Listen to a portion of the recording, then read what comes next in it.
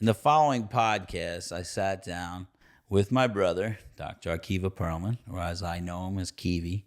And if you've been living under a rock and you don't know who he is, my brother has been a legend in the field of helping for a very long time. And he is running ODA, his big private practice, and most of all, he has educated an enormous amount of therapists and healers and helpers out there. This conversation was awesome. Went on. We could talk for hours and hours and hours. We had to cut it a little short because we both had to get back to our day. But it's just an amazing free flow of conversation on all different topics. I think you're going to enjoy this thoroughly. I will say it really is helpful, and I appreciate it. I want to thank everybody for subscribing and liking and making comments on the videos on YouTube, because it is really helping the algorithm and getting the word out there on all these awesome topics. And I appreciate you all. Hope you enjoy. Hello and welcome to the Brainstorm podcast. And now, your host, Sonny Perlman.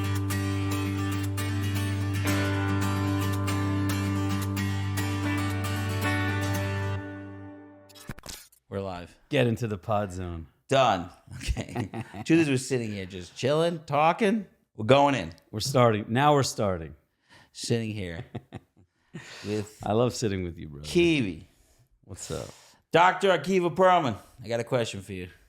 You ready? You can't do I'm that. going for a question. Not as my brother. Why not? Because I don't like that part. Not that I really appreciate that part of my identity, but like I prefer Kiwi. I feel like I made a mistake early on. With the Dr. Akiva? By Akiva. I don't forget about the doctor thing. The doctor thing is you go to school, you get a thing. It's just a piece of paper said that you've been educated. Kiwi. Yeah. I feel like there's a part of me that it was a particularly insecure time in my life and career that I thought like the Kiwi thing was too childish, and I abandoned it. That's how I feel. Like I look back at it like I abandoned a part of myself. Oh my God. By going in the direction of Akiva, and I still grapple with it. Like when I'm in certain environments, like when my graduate classes graduate, I like say, now I'm Kiwi to you all, and then do they actually call you Kiwi after that? Some do. Okay. Some do, which I prefer, to be honest. Some have a harder time with it, for themselves. I don't think it's about me.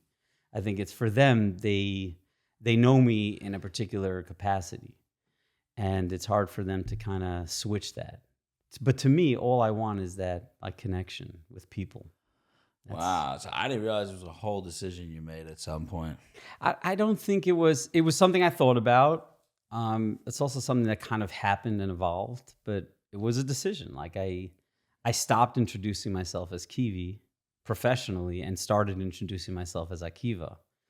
And I think I was okay with that for a period of time. But then I kind of look back at it and say, that was just insecurity. That was just fear. And that's okay. Sometimes we do things purely out of that. All right, just for fun, what's the difference between the Akiva part of you and the Kiwi part of you? It's all the same. I don't think there's same guy. Yeah, it's the same guy. It's just I didn't do that. Yeah, it's true. You didn't. But I didn't have that many options. I don't think I would have anyway, because I just never ever go to Nisanal. Yeah, we'll go to Nisanal. It's not. What's up with that? I didn't have great options. Was it like it could be like when I guess when I was a teenager, like I wanted to try to have like a secular name.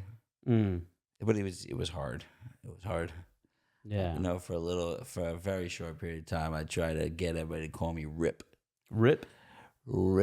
I must have missed it. I even made a fake last name, but I forgot what it was. That's awesome. It was like Smith or something. Rip Smith. Just something like that. I was like, call me Rip.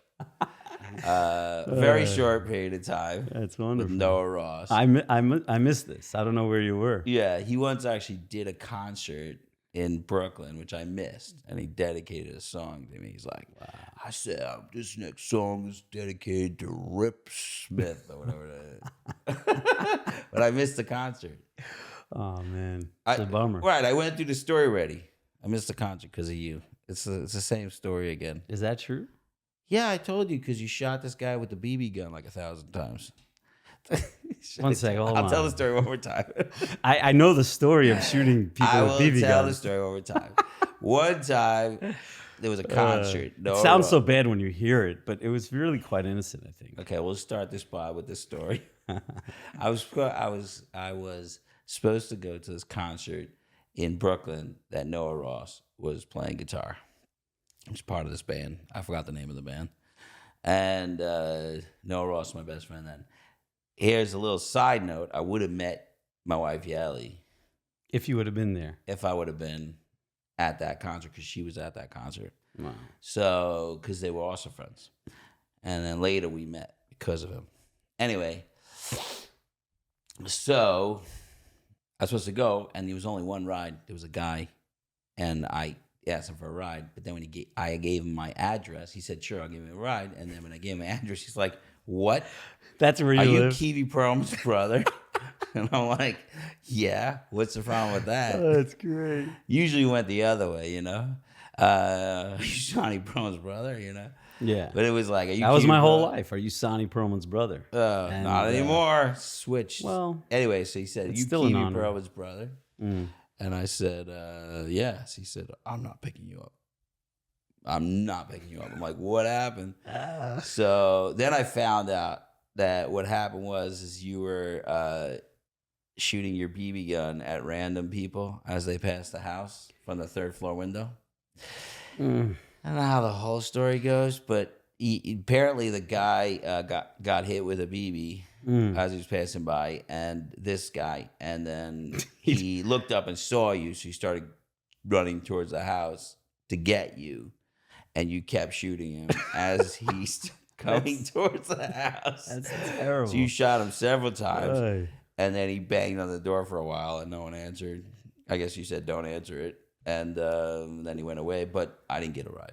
So Wow. So I didn't get a ride to that. Listen, it could be that I funny. used to have this thing with BB guns and people, but I don't recall shooting. Several. There was one person I recalled shooting that I didn't know. Like, I don't remember like just random people. These were like friends. It was kind of like a thing. Well, I mean, I don't know if you were friends with him or not.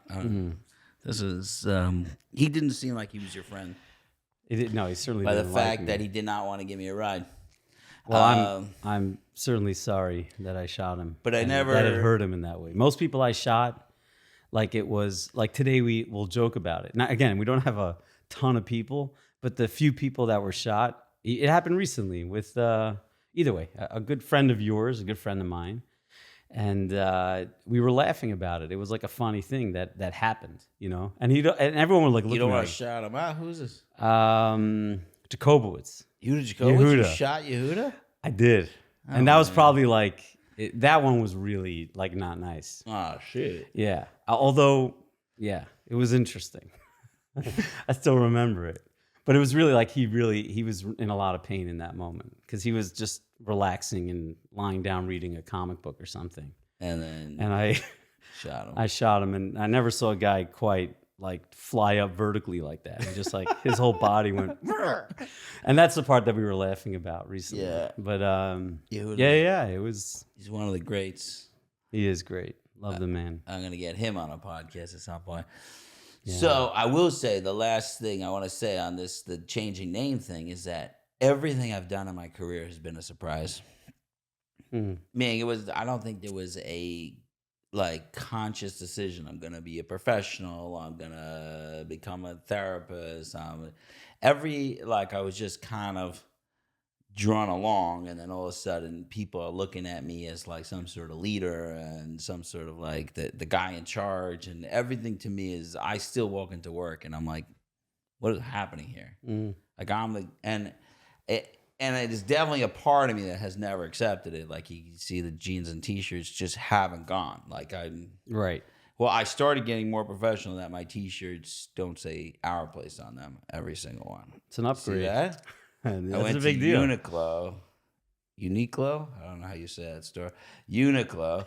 And I bought a bunch of plain t-shirts. How about that? Because someone said, dude, You know, when people say Stop that, it. like we don't grow up, this is a great example of growing up. I You're grew like, up. I have T-shirts that do not have words on it anymore. So I'm now a professional.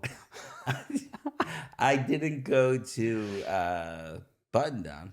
That's Right. the next That's level. Next level. We'll get there when I'm like 80 I've years always old. appreciated that about you. Like you've always just danced to your own tune. You found a way to do life your way, and I think it's not only appreciated. I think it went beyond that. I think I envied it too, because I didn't necessarily know how to do that myself. I was too afraid. Right. So like there was something to aspire to be like. Like if I could have that courage, like I could learn from you. And I'm trying All to. right. Still trying. Still trying to learn from me. Always. Well, You're one of my heroes, it's man. not You know very that. conscious. I just have a hard time doing things that don't make sense to me. So that's really what this is, the ultimate outcome of all this. Can I just ask, But- because I'm curious? I all know right. it's your podcast, but only because we don't Go for get it. to do this often. No, listen.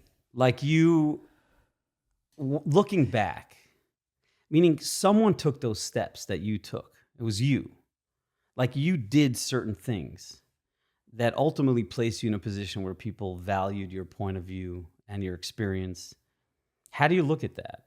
Meaning, because I very much relate to what you're saying, that I don't think I envisioned. I still feel like I'm in an experience that like happened to me as opposed to me creating it. But then I look back at it and I say, well, then why did I decide one day to teach? Or why did I decide to expand or, try something new in this particular direction? Like I have to kind of grapple with that. Like, because on the one hand, it seems like it's all a surprise. But on the other hand, when you look back, you look at the steps you took, the steps I took. And where does that land? Meaning, because you became who you are through your actions. It wasn't just like a thing. You did something. Yeah. Well, it's an interesting question because I think about it a lot, because I wonder sometimes if I chose this life. Now, I heard someone say on like a clip, like if you want to know what you chose, check what you have. That's what you chose. Meaning, if you're doing it, you're choosing it.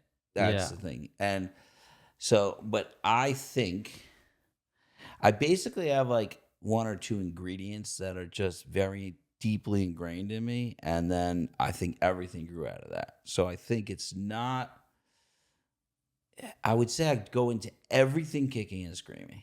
Like, why am I doing another thing? Why am I, but I think I have like two things that stick out. One is we were trained that if we're not making the world a better place, like you might as well like jump off a cliff. I don't want to say it another way, but like, what are you contributing to the world if you're just doing a regular job? Right. Even though at this point in my life, I realized that I think that was a little extreme type of thinking, but that's how we grew up. Like you got to do it that way. So that's been like super ingrained in me. So any type of work that didn't feel very meaningful to me, like it didn't jive with me. I couldn't keep going. So that was number one. So so when I landed on like helping people, it was that worked. Okay, that works. It fits. It fits right. the narrative. It fits the needs. Right. And then this other thing that I had in my head that and this I don't really understand, and it probably is also from my upbringing, is that every single thing you do, just do it the best. Like everything. That's how I am. So like when everybody else goes home from work at 5 or whatever, I'm going to do it more. If, like there's a lot of things that the rest of the world just does, like b'diavad, like they just do it, they do it right. And then they go home and they have a life. And for me, if it's not doing it completely right or totally idealistically, like it's got to be done. I remember when I used to sell flowers, like every single flower had to be sold. I'm talking about as a teenager, like I would say, like, and I had to figure out sales techniques and I even asked the guy who hired me, I said, no matter how many flowers you send me, I'm going to sell them all. And he would double it and triple it and just kept like, getting bigger and bigger. And then I would figure out like you figured out that you have to guilt the married people, like, you know what, your wife married you and you're not selling, you know, like you're not gonna buy her flowers, and like all these like You found all these ways. I found like all these like sell. psychological screwing with their head tricks. But it was just because I had to get it done right. And this is true about every single thing. So what ended up happening is that every job I got was just, I just did it better than everybody else until they said, okay, now you're in charge. And then, I mean, that even happened in OA. Like I was like, Yeah, that happened, I think, in most places where you've been. I remember everywhere. Yeah, I in didn't Israel, start in charge. Yeah, didn't Israel like you were in a shipping or some type of factory or something like that? I don't know if it was a factory, but Right. That's true. I forgot about that. you were like little. And I remember you were talking about like slowly rising the ranks as like right. I became the manager of the warehouse. I was 16. Yeah. It's crazy. It's just that like now it was like this was serious. Now I'm like, whatever I'm doing, I gotta do it intensely and right. So eventually people are like, okay, you're the guy doing it. And then while I'm doing it, it's so what I think what I'm getting to is that almost everything is surprising to me. Because I didn't have a grand plan. Even I'm running, like we're sitting in a women's house, future women's house here, which is gorgeous. Yes. It's amazing. And it's just that in order to have a sober living community, you need women. Now, in my life, I never wanted to work with women, and I still won't. I mean, I hired the right staff, but it's like there is no reason for me to take this next step, besides the fact that in my brain, it has to be done right. Like, how do you have a community without women? You can't have just a men community. That is not a That's community. a man's community. Right. Unless it's a gay community, which could be, but I'm saying Right. even then you'd want to have some women. You need women in a community. That's what a typical community is. So it's like I'm now building a woman's house, but it's not because I dreamed of having a woman's house. You know what I'm saying? Yeah. But I feel like that all the time, and I feel like it's maybe taking like a victim stance. Well, you're describing it. I don't know. Not describing it like a victim, but you're almost saying like there's certain things that have been ingrained, certain values, and I'm just living with those values, and it's created something that I don't know. You could say maybe I enjoy or don't. I'm not sure what you would say, but it's created something beautiful. Yeah, I actually think that like when I think about raising kids, like raising our kids, and like all the details that go into like, oh, they're gonna do this and this, like I think that values are all that matter. Like, you know, people like I can only think of one thing that I would have a hard time with my kids, and that would be like if they're not kind. Like if my kids are like not kind people, I couldn't handle that. But if they decided they didn't want to be religious, they didn't want to be this, whatever however they want to identify, or I don't think any of that stuff would really bother me. Right, as much as like the fundamentals of what does it mean to be a good human being. Be a good person. And like, now, it's also good to teach them, be a hard worker, be resilient, be all this stuff. But I feel like if you could just give over a couple of values so strong, then whatever situation they're going to get in, they're going to move in the right direction in that situation. Yeah. So, like, I am grateful that I have these. Sometimes I can't stand them because I want to just sit back and be like, hey, have a 9 to 5, go home, take a chill. I want to have that. But it doesn't allow myself. Like, I started with one house, now I'm at 6 houses. And it's not like I have this, and it's going to keep growing in every way, just the same way our place grew. And like everything is just going to... Right, because it's infused with like this goodness and this values of what does it mean to do our best. And I don't know if you have the same exact thing, but I think it's super similar. I think. You tell me. I definitely resonate a lot with what you're saying. I too, I don't think that I had like a master plan of what a destination might look like. I think I live on a daily basis with a sense of just gratitude because I feel very grateful with the opportunities that I have to do the things that I do, and that doesn't get old for me.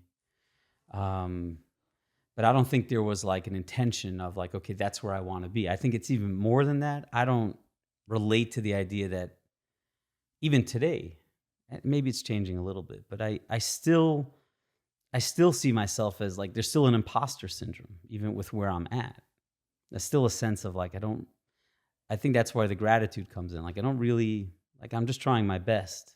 Right. And grateful for the things that come from it. But it wasn't necessarily like a value thing of, this is where I want to be. This is what I want to look like. Or I think it's ironic almost. This happened to me last year sometime, where I was giving a class.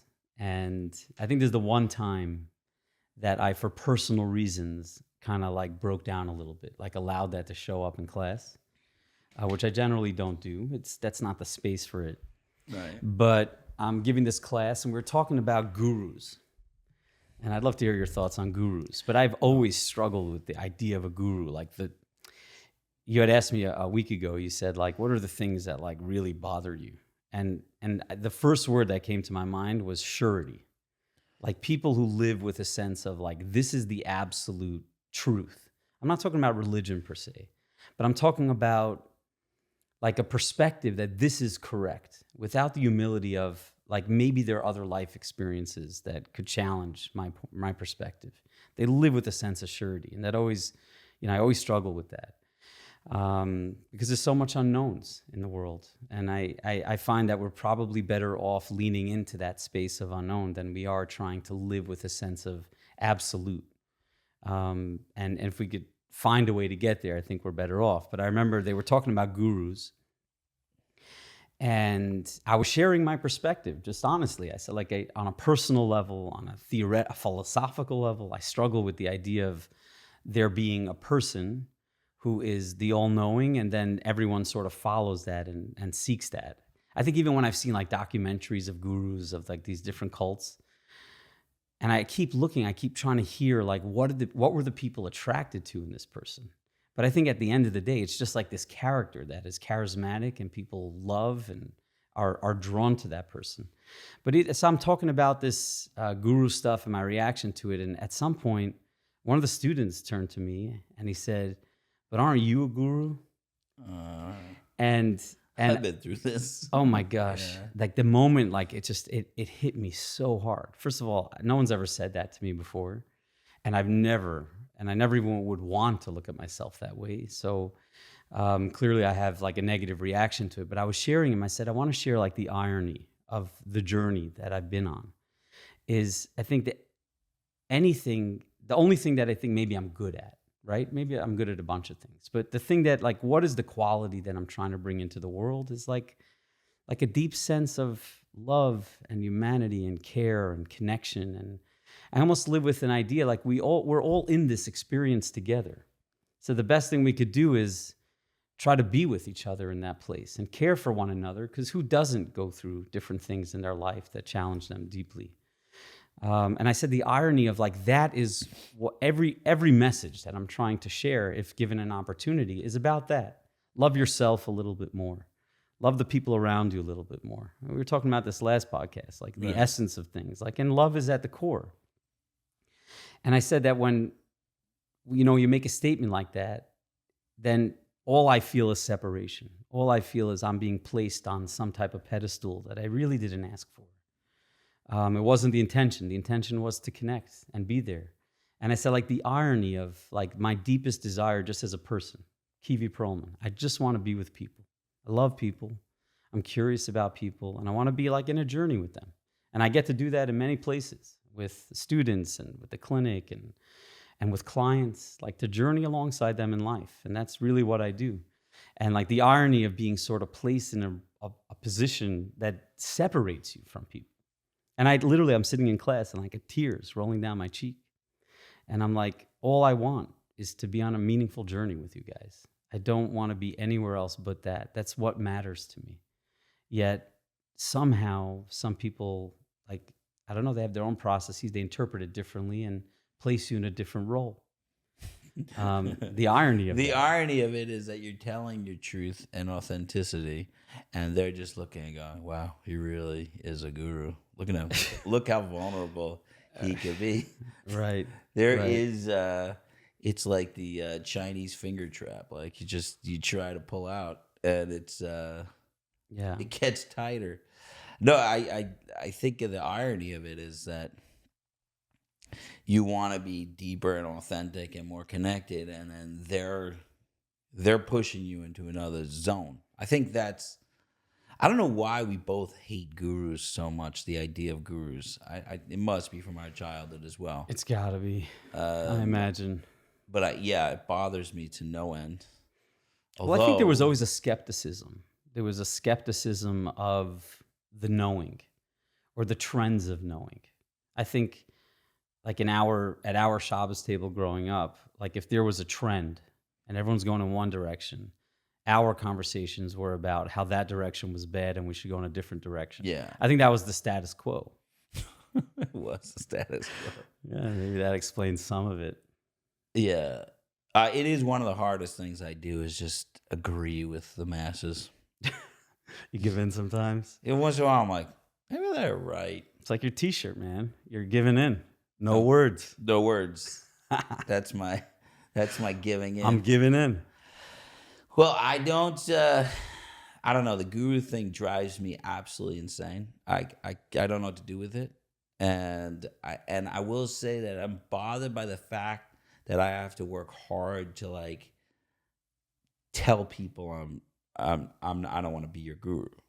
Like, and I also feel cheap doing that. Like, like I'll sit in a room and like I now have to tell this person that I am regular and normal and I suffer with this and the same thing as you and blah blah blah blah. And I'm like, I don't even want to talk about that now. I'm not in the mood. I'm not in the mood to talk about all my problems. Yeah, I'm not. So you bring me in the to mood, a lower level. But if I don't tell him, then he's not gonna know that I'm just a regular guy like him. And I think also this has been a huge pet peeve of mine because the issue with like in the Torah, like we turned everybody into saints, like Moshe Rabbeinu's a saint and Avram Avinu's a saint, and the Torah all it does is talk about their issues, and we're like we turn that into mitzvahs, like wow, he kicked his son out, that's amazing, like what a holy and we've turned difficulties or issues that they've had and that the Torah is saying there's an issue here. And then we're like, oh, that really like saying means he got punished for what he did because it was wrong. Right. Like David Amalek was not supposed to take that man's wife, and he got punished for it. Maybe it wasn't as bad as we think, but it was bad. He was told it was bad, but we sanctify it. And I think the message of the Torah, I think the message was that they were regular people and they lived miraculous lives. They went beyond their regularness and did amazing things. Yeah. Which to me, that means I could do that. Yeah. Because I'm not a saint. I can't be a saint. But I could, as a regular person, when I don't want to get out of bed, I could roll out of bed and do miraculous things that day. Like I could do that. Yeah. I don't relate to this idea. So to me, that, I don't know. I don't feel a draw to follow someone. I don't have it the same way other people seem to have. Yeah. Like I don't have it.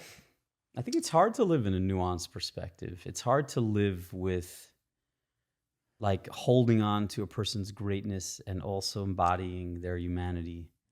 I think it's easier for us on some level to live in very finite terms of the rights and the wrongs and no grays. And it gives us a sense of security for someone who's, not really sure of themselves. Right. Philosophically, I think I struggle with the idea of a guru because I believe like inherently it dishonors individuals. It dishonors people. Like the greatest thing we could do for another person is let them know that they're valuable and that they could build themselves up and become what they're destined to become. And I think that when you take like a top-down perspective of let me tell you the steps you need to take, it distracts a person from that inner journey of like, who am I and what do I need to take? And I think there are things you could do to help people in that inner journey. But like a guru perspective skips that process and says, okay, let's forsake that meaningful journey and that self-discovery and instead let me tell you the right way to do something. Right. And I think that to me is like fundamentally dishonoring of another human being. I'm not giving them an opportunity. It's such a beautiful perspective. I will tell you that it is attractive because I have somebody who works for me and he just wants me to tell him what to do, right? And my whole thing is you need to find it. You need to find it, like what you're saying. And every once in a while I give in and I just tell him, like, do this. And he is so happy. He's like, please just tell me what to do. And then he just does it and he tells me it's great. So I could see the attraction to be the guy who just be like, do this right. You know the radio shows where people call in for therapy? Those are great. They're amazing because they call in and you're like, this is the problem. Your father, you give the whole thing, and then the person calls in with this crazy issue, and then the therapist breaks it down to what the issue is and then gives them the answer and go do it. Yeah. And I always love thinking about what happens afterwards. You should have a radio show for the follow-ups. Yeah, let's follow up. Yeah. So I think they hang up the phone. They're like, I'm changing my life. And then they just go and change. They do everything that therapist said. They just go and they change their life. I know that didn't happen. Right. That did not happen because really good therapy is that person's going to come to it on their own. I just had a long conversation with a guy of mine, and he was like so frustrated because he's like, just make more rules and like put me into action and get me doing. And I said, the way like the program by us works is that we will give you the vessel. We'll give you all the strength and the connection, but you have to take the leap. You do. And they're like, make me make the leap. And I'm like, if we make you make that leap, it's not your leap. And then when we're not around, you're going to be stuck back in this hole again. So you need to make that leap. And it's so frustrating. And it's so much better if someone just pulls you by like a chain and says, this is where we're going. Yeah. And so that's where it is. But okay, I have a real question for you. Okay. I know we're just talking, but I have a real question. Because I realized the last 2 podcasts we did together, which were awesome, and only on audio. But we just schmoozed the whole time because we could always just schmooze. Like, to me, it's like a schwitz. But to me, this is like a schwitz, you know? But I'm going to ask you a question. Okay. There's a mic, but I get to hang out with my brother. I know. Super fun. It happens to be my sibling ones are the most fun because it's like we have a million conversations and these are like saved. Right, it's true. So it's kind of fun. Yeah.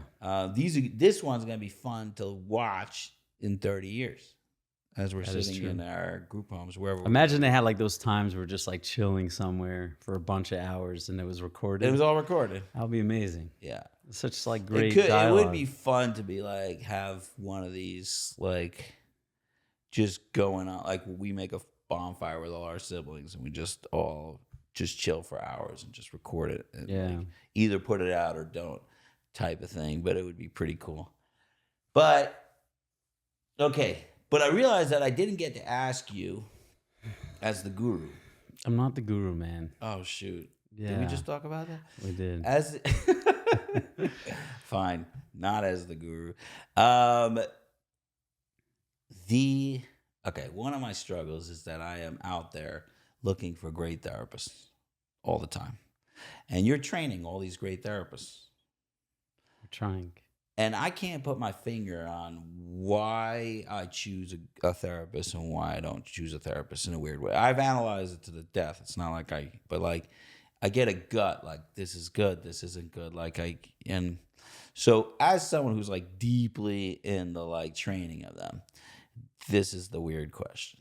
If you had to give one character trait to make a great therapist, one character trait, you just magically like all these people got it, that character trait, what would that one character trait be? This is a question I was thinking this morning. We have to limit it to one. Can we give a description or we got to go with one character trait? I think the question is like the frustration, like just have this. If you had this, okay, maybe it's not a whole. No, but I think what naturally go. What does a therapist need to actually be someone who's really helping in the healing? Like is really there. Like what is that magic Now, again, I think Maybe you it's know not this. magic. I don't think it's magic. I think it's constant work, being in that place or trying to make your way into that place. Like I really think in terms of like a flavor of what I enjoy. Like the therapists that have like a deep sense of like humanity. I think that's the word that comes to mind. Like a deep sense of humanity, like a deep sense of like knowing. And I think knowing doesn't only come from knowledge. Knowing comes from lived experience. That doesn't mean, it just means you're open to life. You're allowing yourself to be in the experience. Meaning if sadness comes in, you're open to exploring that. And rage shows up, you're open to looking at that. You're not protecting yourself from the experience of life that we're all in. And I think when a person is like fearlessly willing to like face that type of humanity, I find that those people are really good at helping others access their own sense of humanity. Because I think that that's, to me, you know, one of the most fundamental things that we're struggling with is that we're not focusing on the part of ourselves that needs to become actualized. You know, a lot of therapy, when you look at all the literature of therapy, the majority of it speaks about how do you resolve problems. There's a small portion of it that I always appreciated this, like Abraham Maslow talks about like becoming oriented therapies as opposed to like deficiency oriented therapies. The becoming ones are working towards becoming what you're destined to become. And that to me is not just about the problems. It's not just about the suffering. It's about like really digging deep and figuring out, who am I? How was I made? That was unique to me. What is my particular service that I could do? Like I'm good at a few things, but really bad at a bunch of other things. But learning that and figuring out, okay, like if I was given something, that means there's some way that I could be using it. And that's what we try to do. And I think that to me is a lot of it is about becoming. So when a therapist, and again, I'm drawn to certain types of therapies. I'm not drawn to very technical therapies and the ones that are just about like kind of resolving a particular problem, but ones where a person comes in a state of unknown, in a state of fracture, and then they journey to a place of wholesomeness. They usually are coming in thinking there's a problem to fix, right? Yeah. But then, okay. Yeah, but then what it becomes over time is not that it's a problem to fix, like where we figure out, okay, what is this problem? How did it emerge in this way? But as quickly as we can, getting to a place of, yes, this life is very complex and there's a lot of struggle in it. And I've yet to meet the person who hasn't endured that. And let's embrace and accept that, and then get to a space of, who am I? And how could I be in this world that I could appreciate being with myself? And feel like I'm doing what I'm, you know, the word destiny, whatever that means, is a tough word. But what I'm doing, I'm honoring what God gave me. And all of us, I think, are able to do that in our own way. Right. And some people were given greater capacities, so their honoring means I need to do more. And other people, their honoring is something different. But each of us have a space where we could honor our existence. Right. So the therapist himself, I really, really love what you're saying, because, I mean, I say it a little bit different, not a little different, because I just realize that I say something all the time and it's similar to what you're saying, but it's a little different, and it's like living a life where majority of your time and energy you're really proud of. Like you're proud of your day. Like I'm proud of how I treated my wife and my kids and my job and people around me. And these are things I'm proud of. Like adding more and more things you're proud of. That doesn't necessarily take away from the pain and the suffering. No. It's all there. But spending your time like living a proud life. It's like the Stoics like talk about like really focusing on death, which we're in the middle of doing, right? A little bit. Because we're in the year. But like really focusing on like, how do we want to leave this world? Like, do we want to leave this world really proud of who we are? So I don't know if we're focusing on all the pain and all the like anxiety and all that stuff when we are really able to like kind of overflow this cup with pride. But I'm saying, as a therapist, I think partially what you're saying, I think this is an important thing that I'm trying to. A lot of young therapists come to me and ask me like where to go, and and I'm like, I want to like kind of give them a nugget, like this is what you have to do. What I'm hearing a little bit is that you're saying the quality they need, and tell me if I'm wrong, the quality they need is to not get lost in the reeds and see the whole river or whatever. Like be able to like recognize that there are issues. Maybe we have to focus on those issues for a period of time, but you need to be a big picture, open person who sees an incredible human being in front of you and be able to accept that and hold that as a full person. Is that kind of what you're saying? A lot of it, yeah. Okay. Yeah. And being able to really honor that. It's an amazing thing to be able to honor a person. Right. Because most people, and you know this, most people who we end up encountering, they don't feel that way about themselves. This is not how they look at the world. They look at it as in the reeds. They look at it as, okay, there's a particular imperfection, or there's a struggle, or there's a challenge.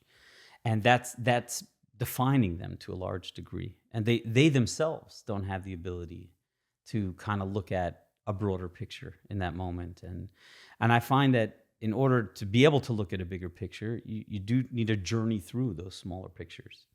You need to take one step at a time. I don't think we get to a state of becoming without working through all the things that required adjustment, whatever that means. Right. It's interesting because I think I keep having people on the podcast and the same question keeps coming up over and over and over again. And that is always, everybody's got these new techniques and they're the fix-all. They're like, like we got this technique and it's it, and like this is it. And to me, that's us getting lost in the reeds. I say the same thing to all my classes somewhere along the way, that I said I know right now when you're a therapist and you're developing yourself as like developing a professional identity, there's like a terrible state of unknowing that you kind of need to go through. You need to go through this crisis that you're asking about. Like how do we get there? And I found that it takes like a bunch of years for you to kind of get to that place. But I think when you're not relying on yourself, you're relying on like the knowledge and not like a wholesome, comprehensive kind of lived life experience that you're bringing into that room. You immediately, and you're told this when you go to school, like you don't matter. Your opinions don't matter. You don't offer advice. You don't give guidance. You don't give perspective. You don't do any of those things whatsoever. So when a person is sitting there and they're trying to be helpful to another, but they don't feel like it could come from them, they've also been encouraged, don't let it come from you, then that insecurity, I think, lends itself to finding tools, like to make us feel a little bit better in that moment. So I'll grab onto this tool. I'll grab onto, the hot topic of the moment, and I'll become proficient at that. But to notice, and I tell everyone, I said, I want you to know if I could take you through the last 25 years in our profession, there were 15 years ago, the only calls I would get would be, do you practice CBT? Do you practice DBT? And I said, today, no one's talking about that, or a few people are, but not so many. Today, we're talking about trauma-informed care and IFS and somatic experiencing and some of these other things. And right. And they're tools. They're great tools. But we could get lost in the tool and lose the person.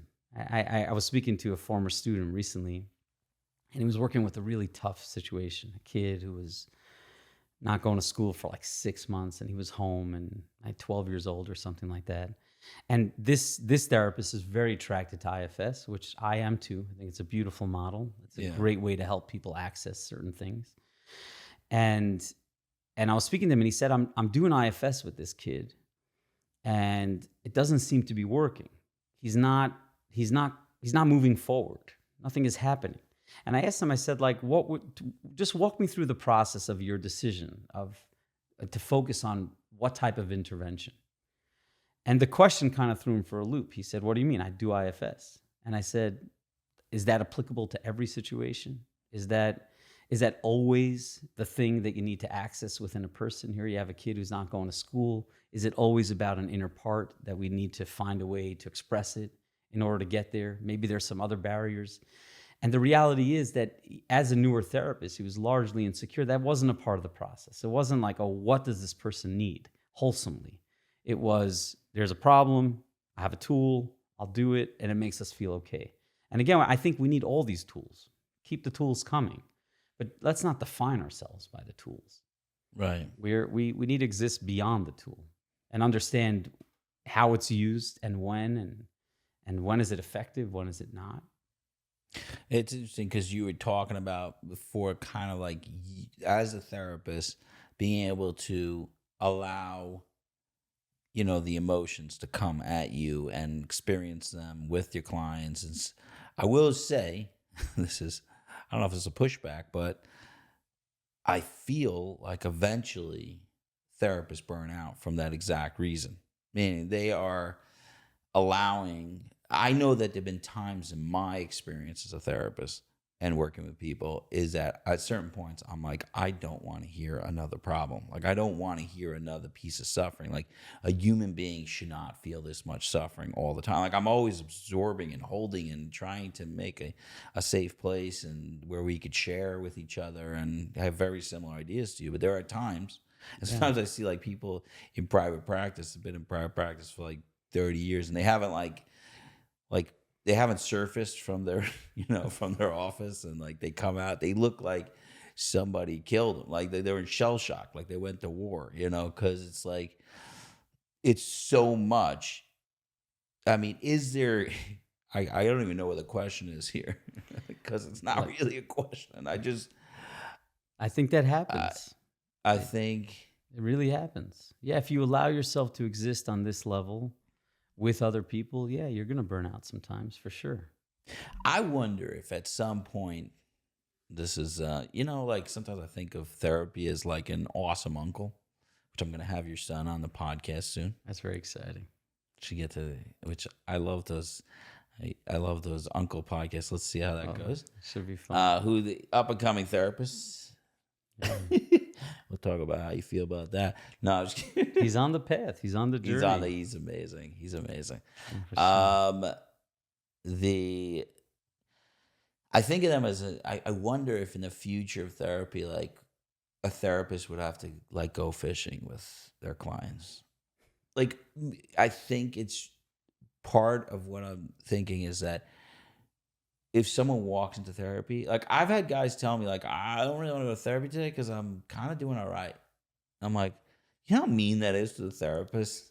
Like, he only gets your garbage. Like, he doesn't get to see the full you when you're joyful, when you're out there, when you're hopeful, when you're like, you walk in and you start telling about the sadness and the misery. He doesn't get to watch how gleeful you are when you catch a largemouth bass or when you're snowboarding down a mountain. Like, I wonder if there'll ever be a technique of therapy that's like, yes, you do 3 sessions where you discuss, and then you also have to go out and have a good time. I don't know. Yeah. No, listen, I'm also attracted to these ideas. I loved, meaning COVID, a lot of people got sick, people passed away, but there was a part of it that for me, I couldn't use my office Hold on anymore. one second. Babe, I'm in the middle of a podcast. Is this an emergency?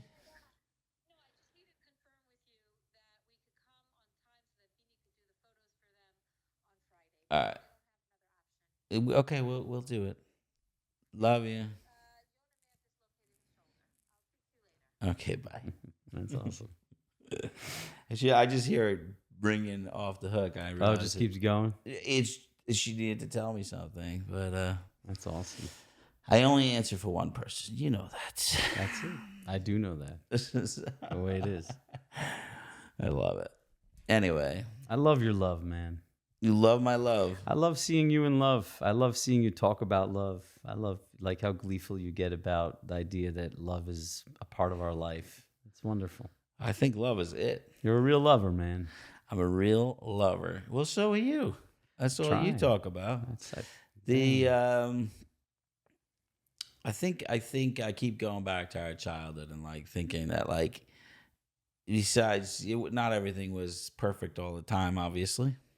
Not gonna get into all the trauma, but I will say that there was a really strong message of like, your people are first. Like you take care of your people. Like I feel like that was I think one thing that, like always got me with mommy is that like we like didn't have money for clothes and stuff, but somehow we were going on trips to Israel and like I don't know, like, and we never missed a bar mitzvah or a wedding, or it was like not like when it came to the big priority things, there wasn't really a question. Yeah, it's amazing. It was like non-negotiable. It was non-negotiable. Like the other day, Yosef our nephew was like putting on tefillin. I'm like, I'm gonna miss the tefillin. Like, yeah, we're not that close anymore in distance, like we all moved to different areas, but like, you're gonna miss tefillin. Like it doesn't make any sense. How many times I flew to Israel for a wedding or a bat mitzvah or a bar mitzvah. Like it's but we had a very, very extreme view of like love. I think was like your priorities are very, very strong. So there was a deep sense of like family bonding, like you guys are each other's supports. Yeah. And I think that was a real gift. I think of course it comes along with complications. It's not a simple idea, but it was a real gift. It was a real gift. Yeah, it's pretty wild. Our kids are also turning out pretty good. They are. They really love each other too. There's no greater joy in the world than I get when I'll see one of my kids like on a Zoom call or like a FaceTime or something like that with like, some of their cousins out in South Africa or Eretz Yisrael. Right. It's just the greatest thing. Like, and that idea, I think, made its way really to the next generation. Yeah, it did. It's pretty wild. I think the thing that really blows me away is that my kids now, dude, I got 3 kids over 20. Let's just talk. Let's talk brass tacks. But they come home for Shabbos. And then we have these Shabbos, the winter Shabboses. We start at 4 o'clock or whatever. I think we go to sleep around 2 a.m.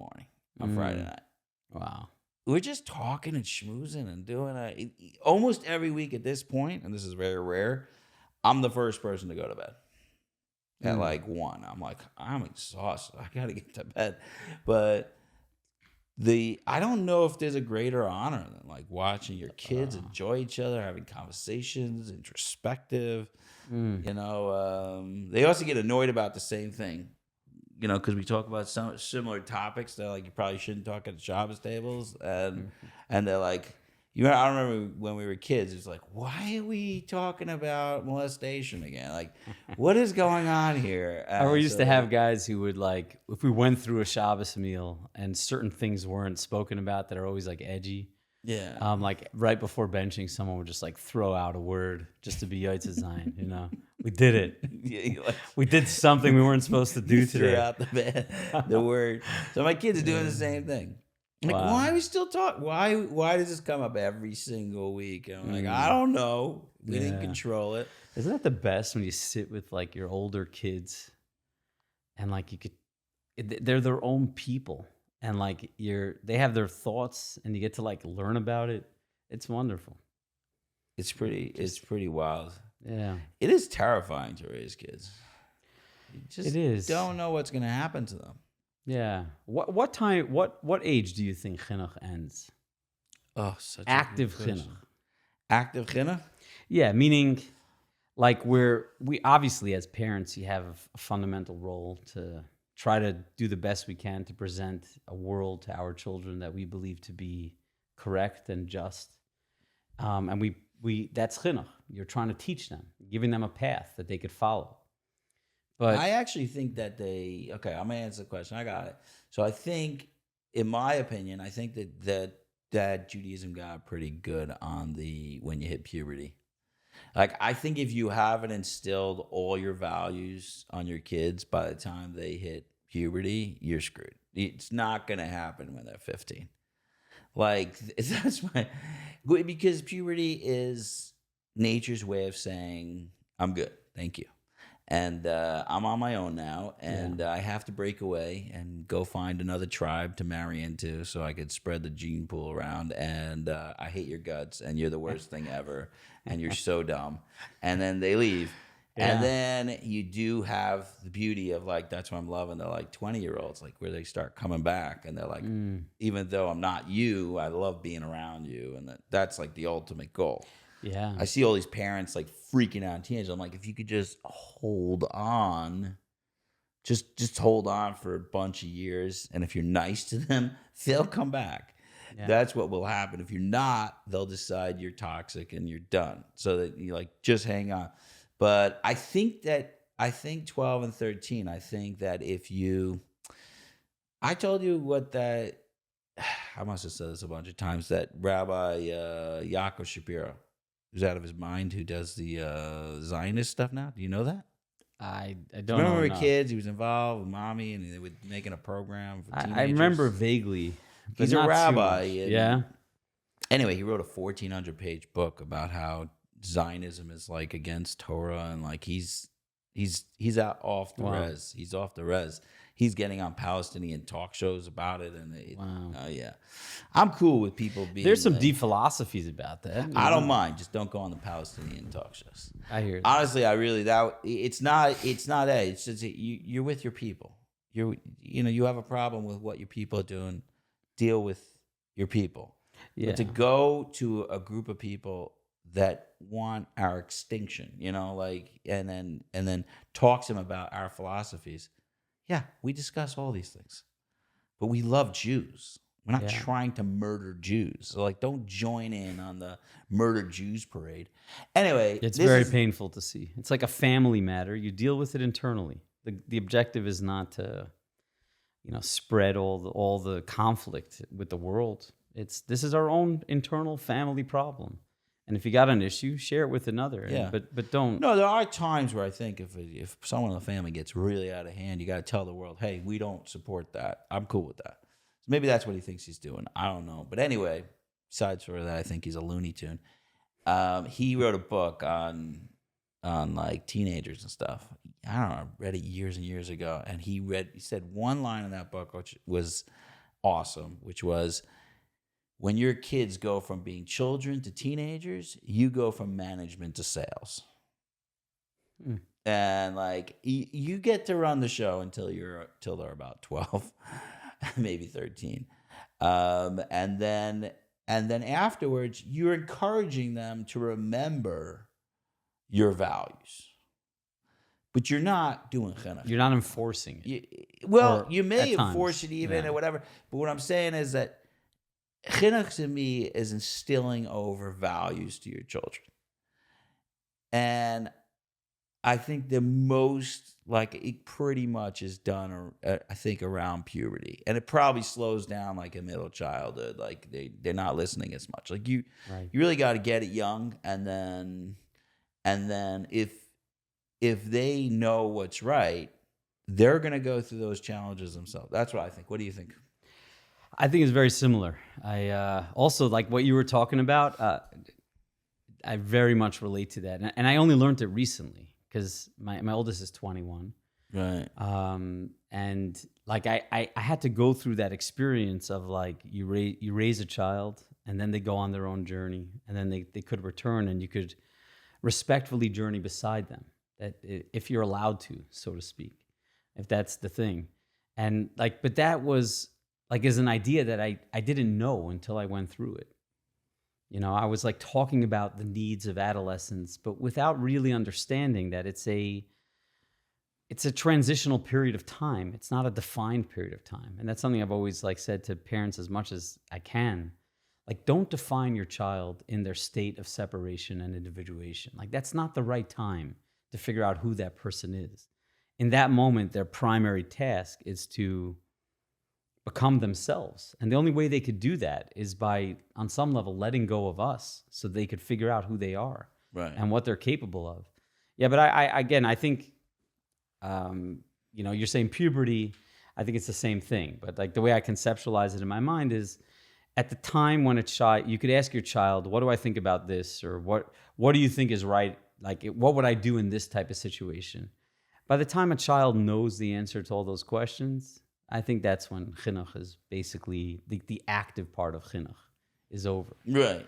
You know what Avi Fishoff has this thing? I don't know if I told you this. So Avi has this thing that he says parents are like, well, I gotta tell them what's right and what's wrong. You know, like they're doing things wrong. I can't when the teenagers are acting up and stuff. And he said, give your kid a 500 question test on what you think is right and wrong. They'll get 100. 100 every time. Every single time. You can change up those questions, whatever you want. They know. Being like they've already been chinuched.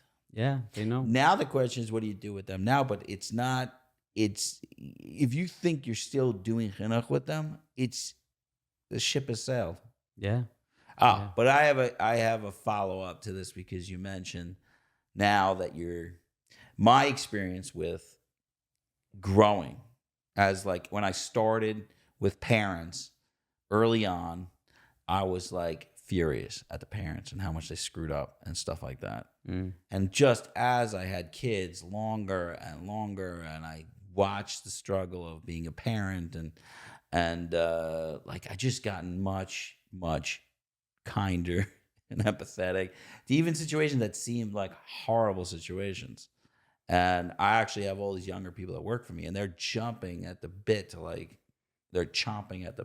to get out there and like attack the parents, especially they learned in psychology, like, everything's the parents' fault. And so what has changed in you over the time that you're like, as you're going?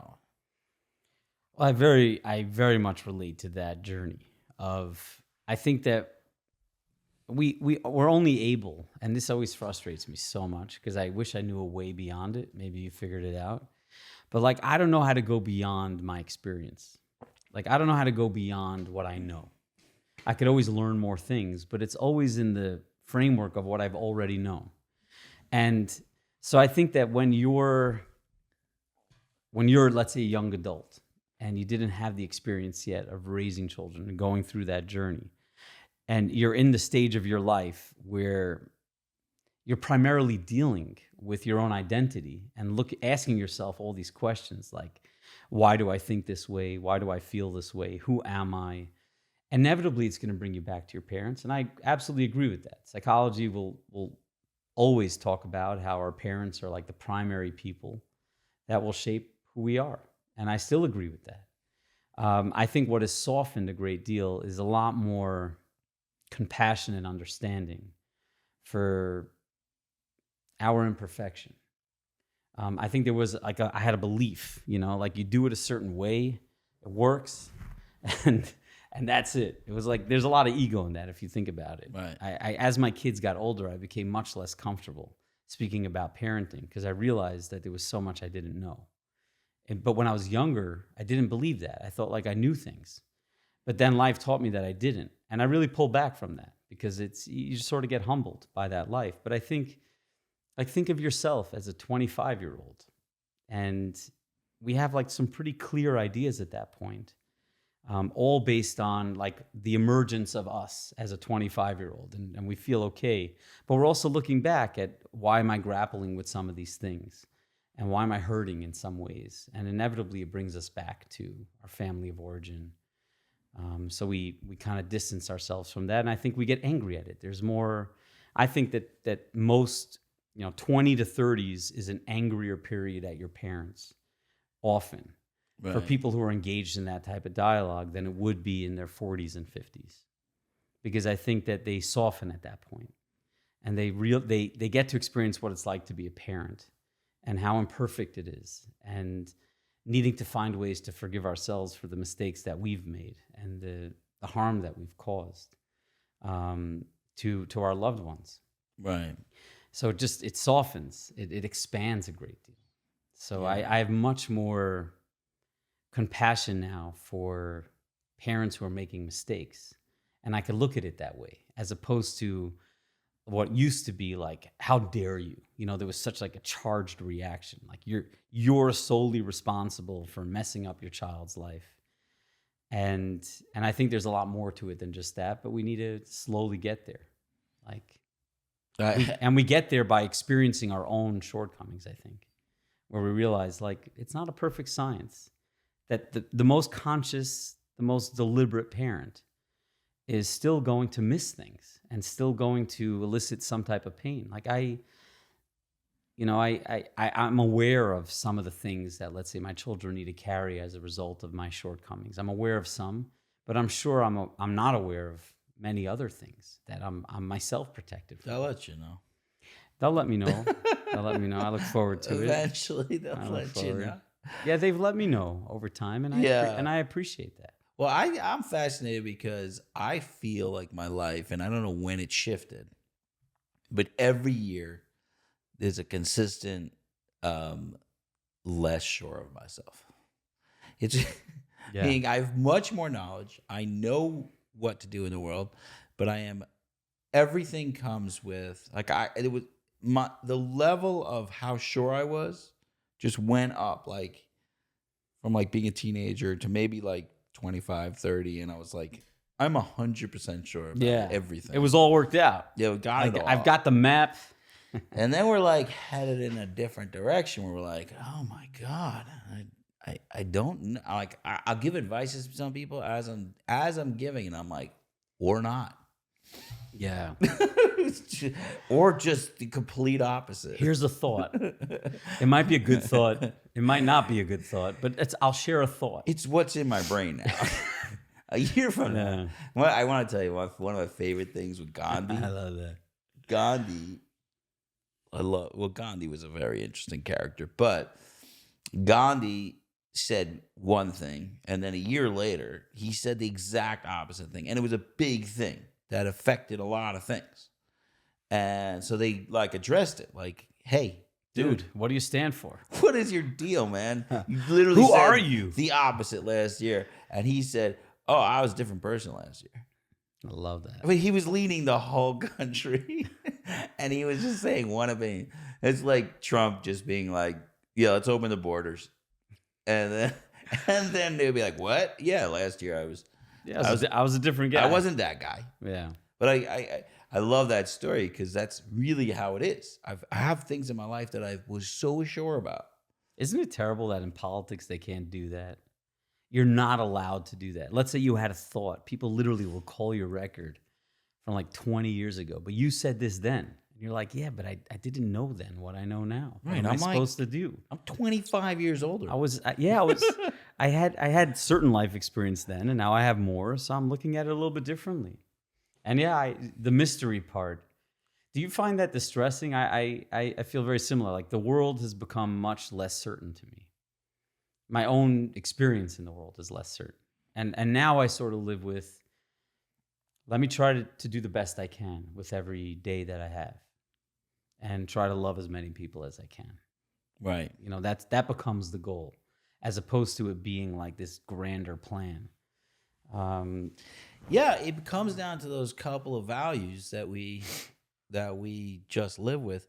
But I do think, and because we have a lot of talk about vulnerability and all that stuff, all that garbage. The vulnerability. Vulnerability.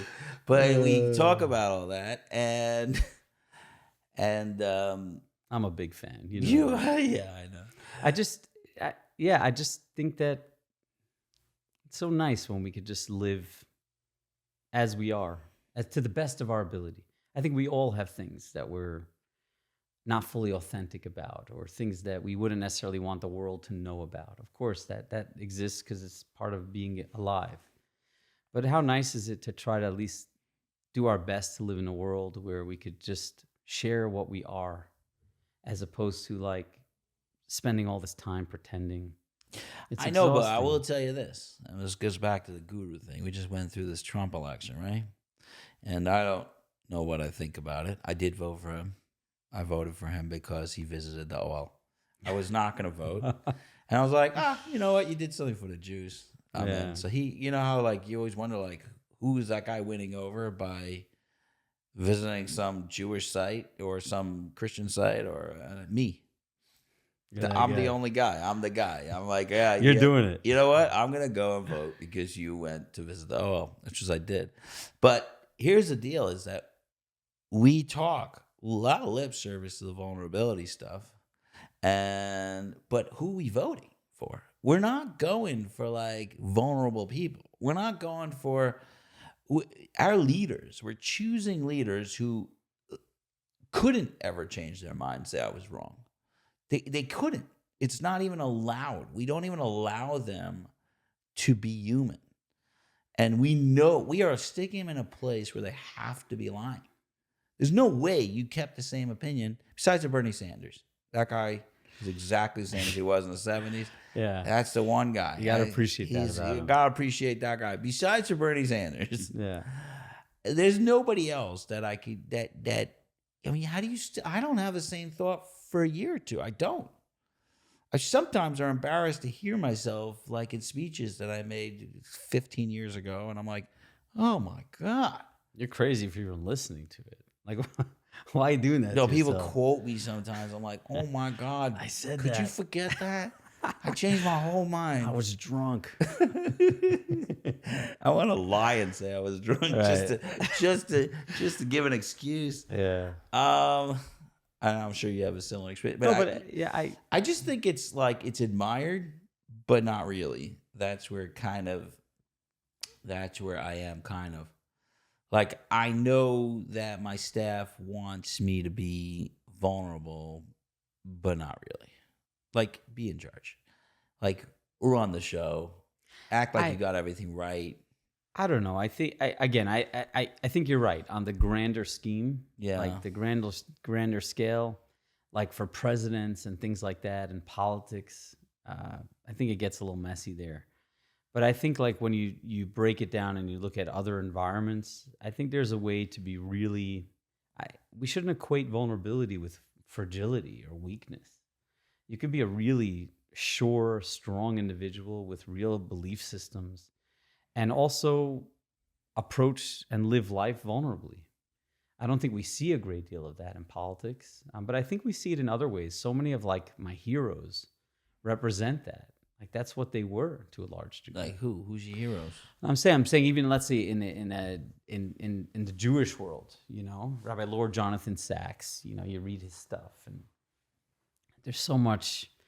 He was such a strong man, but he also had a lot of just vulnerability about life. Really? A deep acknowledgement of 100%. Got to read more of them. He'd write a lot of those things, and I think even leaders in the field of psychology that were very strong, creators of ideologies, but with a deep ability to express like their own humanity and be okay with it. I think it exists in many spaces, but I think unfortunately we often look at vulnerability and we connect it with fragility, like you're weak. I'm a fairly vulnerable person, but I also let's say know that like my job requires me to make some really tough decisions on a fairly regular basis. Right. And I can't hide from them. Like I need to face them and make a decision. And it's hard to do that sometimes. Yesterday was a brutal day in that way, sitting with people who are really, really struggling, but we can't be helpful to them in the way they'd like us to be helpful. And, you know, and they're saying like, well, aren't you here to help? And you're saying, I am, but I can't in that particular capacity. I can't do that. Those are hard moments. I know that I'm letting people down, but I also know that in order to keep everything else operational, I kind of need to make a decision. You put your foot down and you say, this is the policy, whatever, you know, I don't want to get into the details, but Right.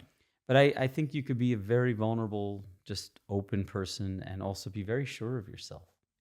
Is this true with parenting, you think, also? One of my kids said to me recently, they never really see me cry ever. And I was like, what? I cry all the time.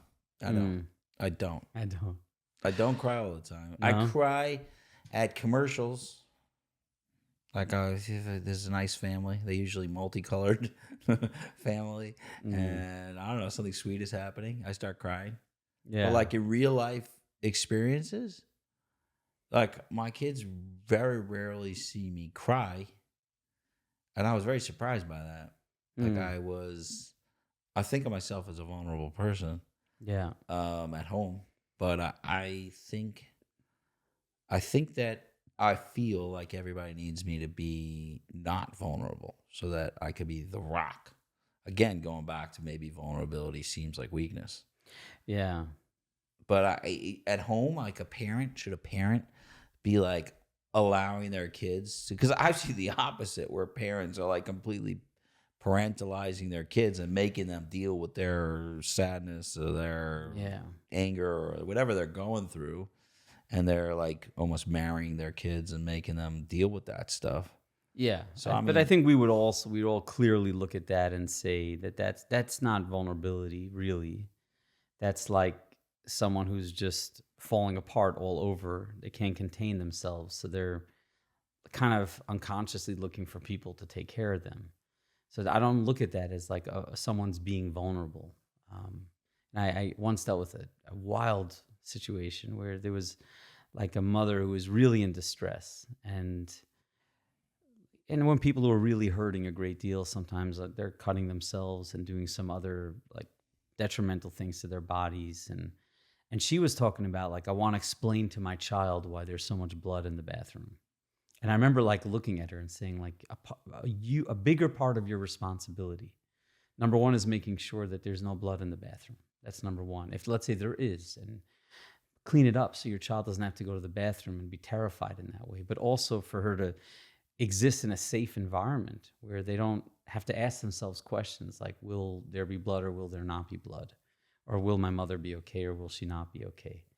But I think that there's possibly a middle road where, again, our role is always to be a parent. We never abandon that role. We're always the person who's there for the child who needs love and care and support and guidance and whatever that is. But I think there might be room, like I try to envision it as like, you're my child and I'm your parent, but we get to a certain point where we could journey together. I'm not telling you how to live your life anymore. I trust you in being able to make those decisions, but I could know you and you could know me. And when there's a desire to share that, obviously not to overwhelm our children with our own stuff, but like an ability to connect in that space. There was a beautiful song. I forget what it was. I think I saw it on one of those, like it was a clip, I think. Right. But the gist of it, and it got me very emotional. And I too, I emote a lot, but I don't cry a lot. And I always felt like there's something I'm holding back, so to speak, that I don't cry so much. I'll cry often at like Pixar movies, Coco. Yeah. I was watching Coco with the kids a bunch of years ago. And like I lost it. I cry at every Pixar movie. Yeah. Kidding Why do they do that to us? I don't know. I love it though. It's the only time I get to cry. It's wonderful. They're so brutal. It's brutal. These Pixar movies, they're always someone's dying. And these are like made for kids mostly. And now they're up to like emotions have emotions too. Like, oh my God. Yeah. How much emotions could I handle? Yeah. All right, sorry. No. I lost my train of thought for a second. We got into the Pixar thing. Because you're watching Coco. I'm watching Coco. Whatever. That did it. Okay. That wasn't the story? No. There was another story. No, but I was just saying, imagining like you're in the role of parent. So you're not overwhelming your children with your own particular needs. That's not their job to take care of you in that way. But to be known. I think about being known, and them being known and you being known without the burden, if there's such a possibility. But I guess I'm trying to figure this out like everybody else. Yeah. I don't know. I was just talking to Avrami Garari. You know him? Sure. He's awesome. Anyway, so I was remembering a situation where it got to a point where both me and Yali decided like there will be no parenting books in our house. We're throwing them all out. It was good. Somebody wanted all our parenting books, so we like boxed them up and sent them out. We're like, you don't know our kids. You don't know our situation. You don't know everything. We read it all. Now we're just gonna have to parent our children. Like it's like like how many more techniques? Like I need to just do this. We just need to do this. Like you can't. There's a human being here. You have a technique. You have another technique. Every one of our kids are completely different, and we're different than each other, and we're trying to do this together. And like we all got like the frustration level was like stop telling me what to do because you don't know. So there's a lot of like there's a human here. We're humans. How do we do it? So I'm saying when I say like, what level of vulnerability do you need to have as a parent? You're like, I don't know. Try not to be like everything seems to be like find some sort of middle. Like if you're never vulnerable, you're going to teach your kids to never be vulnerable. If you're always vulnerable, you have a bunch of histrionic kids like losing their minds all the time. Like that's you got to kind of find the middle. Yeah. We also need to work with what we are and what we have at our disposal. Let's say you have some people that are just naturally very, a certain way. It's harder for them to keep, a home that's meticulous. Everyone's got different things. They could be great at something else, but that's a little bit hard for them, and finding a way to work with that, as opposed to like creating those ideals in our head of this is what it means to be the right human being. Right. The right human being is the human being that Hashem made you to be. That's the right human being. Now let's find out what that is and honor it to the best of our ability. As opposed to like the structure of this is it. I got there. And then we get there and then we ask ourselves like, do we want to be here, or is this really where I'm supposed to be? I think that dialogue is always present. Right. Okay, out of all the things you do, what's your favorite? You do teaching. Right. You're running the clinic. You do practice. Yeah. Snowboard? No. Snowboarding. We throw snowboarding. No, there's a couple more things. Are there more things? Not really. You're like in every board. No. You're a very chashuv guy. Stop it. Stop it. You're annoying.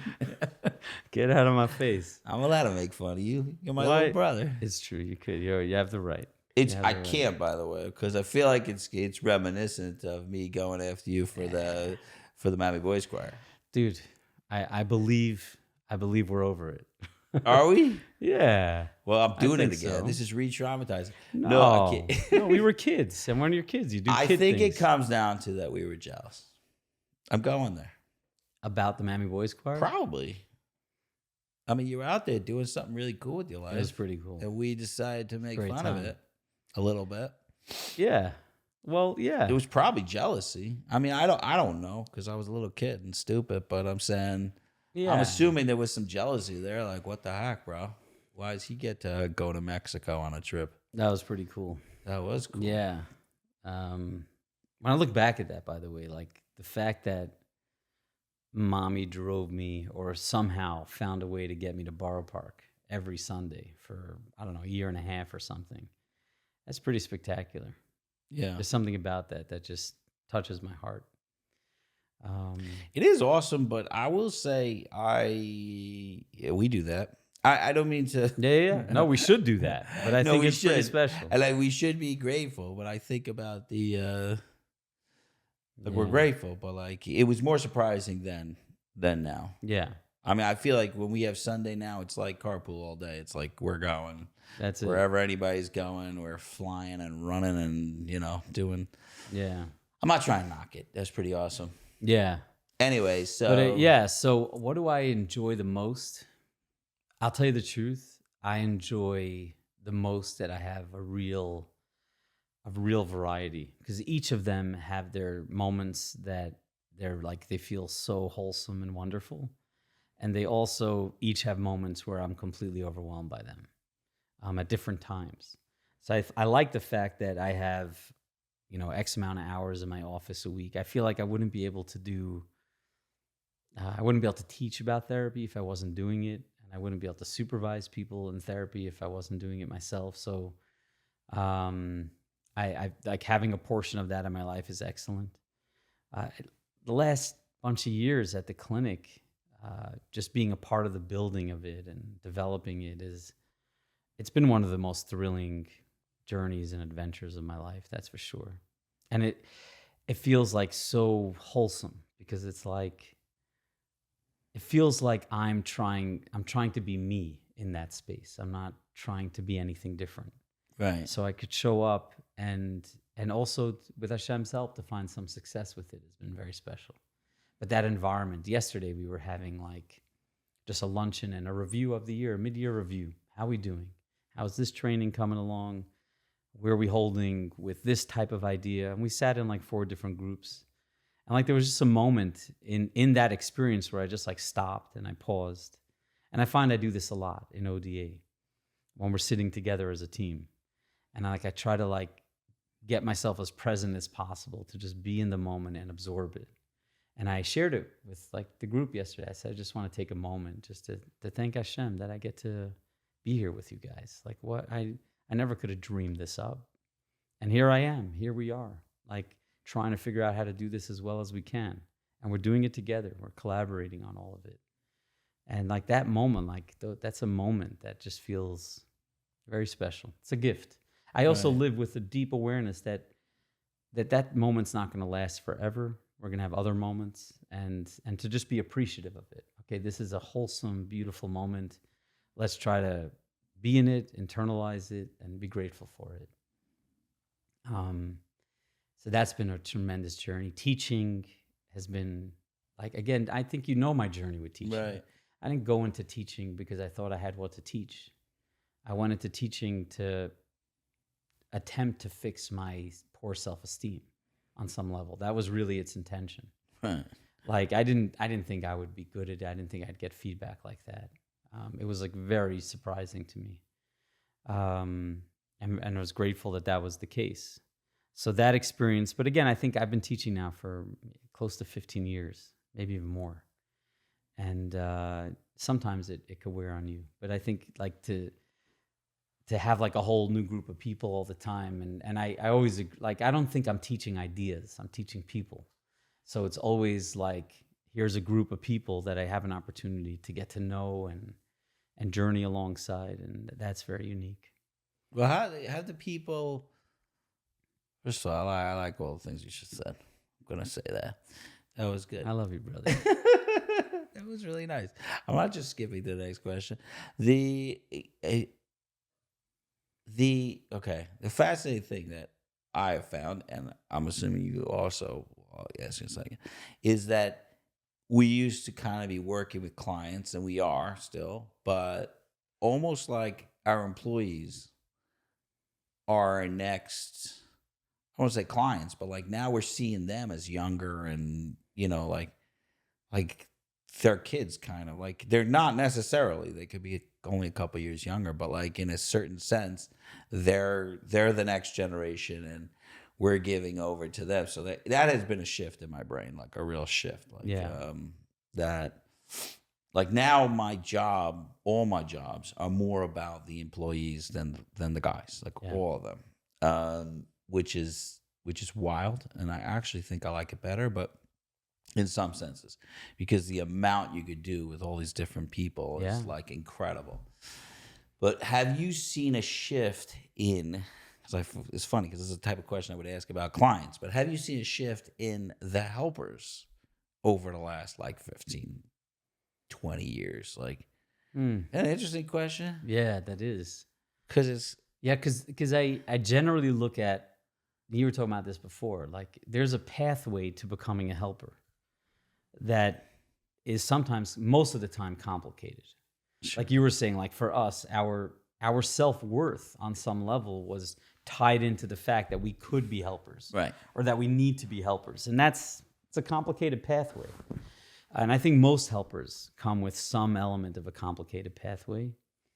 So I tend to look at it through that, like what brings you here?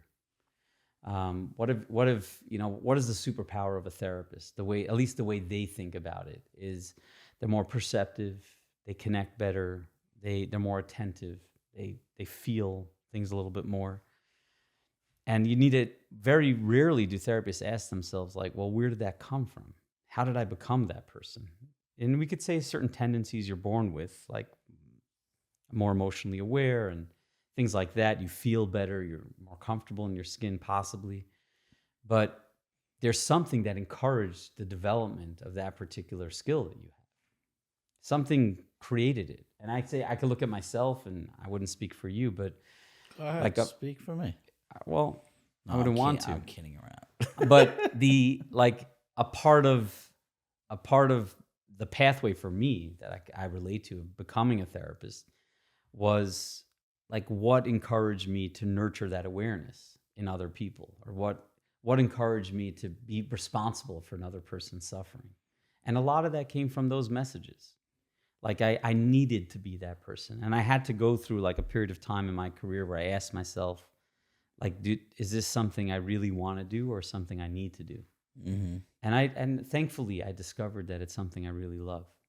That's the truth. Right. I love what I do. I really do. I don't always love it, and sometimes it's really hard. You got to fight your way through. But So you're not the all-powerful guru. what does that mean? No, I'm saying we're going back to like you're all-powerful. you're not always perfect. No.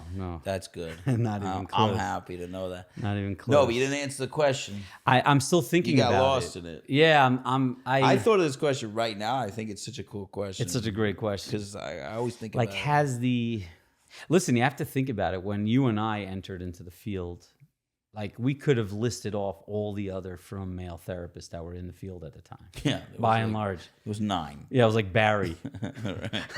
We had Barry. I mean, who did we? Shimon. Yeah, we had Shimon. We had Norm. Yeah, we had Gavril. You know, you had a chevra of guys that were like, I got to get all these guys on my podcast. they're wonderful. I got to get the OGs out here. Yeah, these what a group to journey with.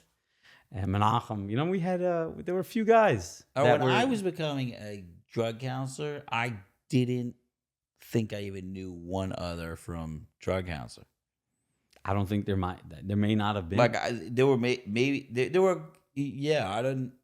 I had to take my KSAC in the new school. Like it was like, and it was like a 2-year program. Yeah, it wasn't offered. Now it it's wasn't like offered take anywhere. a class. That's it. Yeah, Yeah, they changed the rules with the KSAC. It's a lot easier to get to. which is awesome. Back in the But day. that was back in the day. Yeah, But so I okay, think like so- I think the whole profile has shifted. Now it's like a legitimate pathway.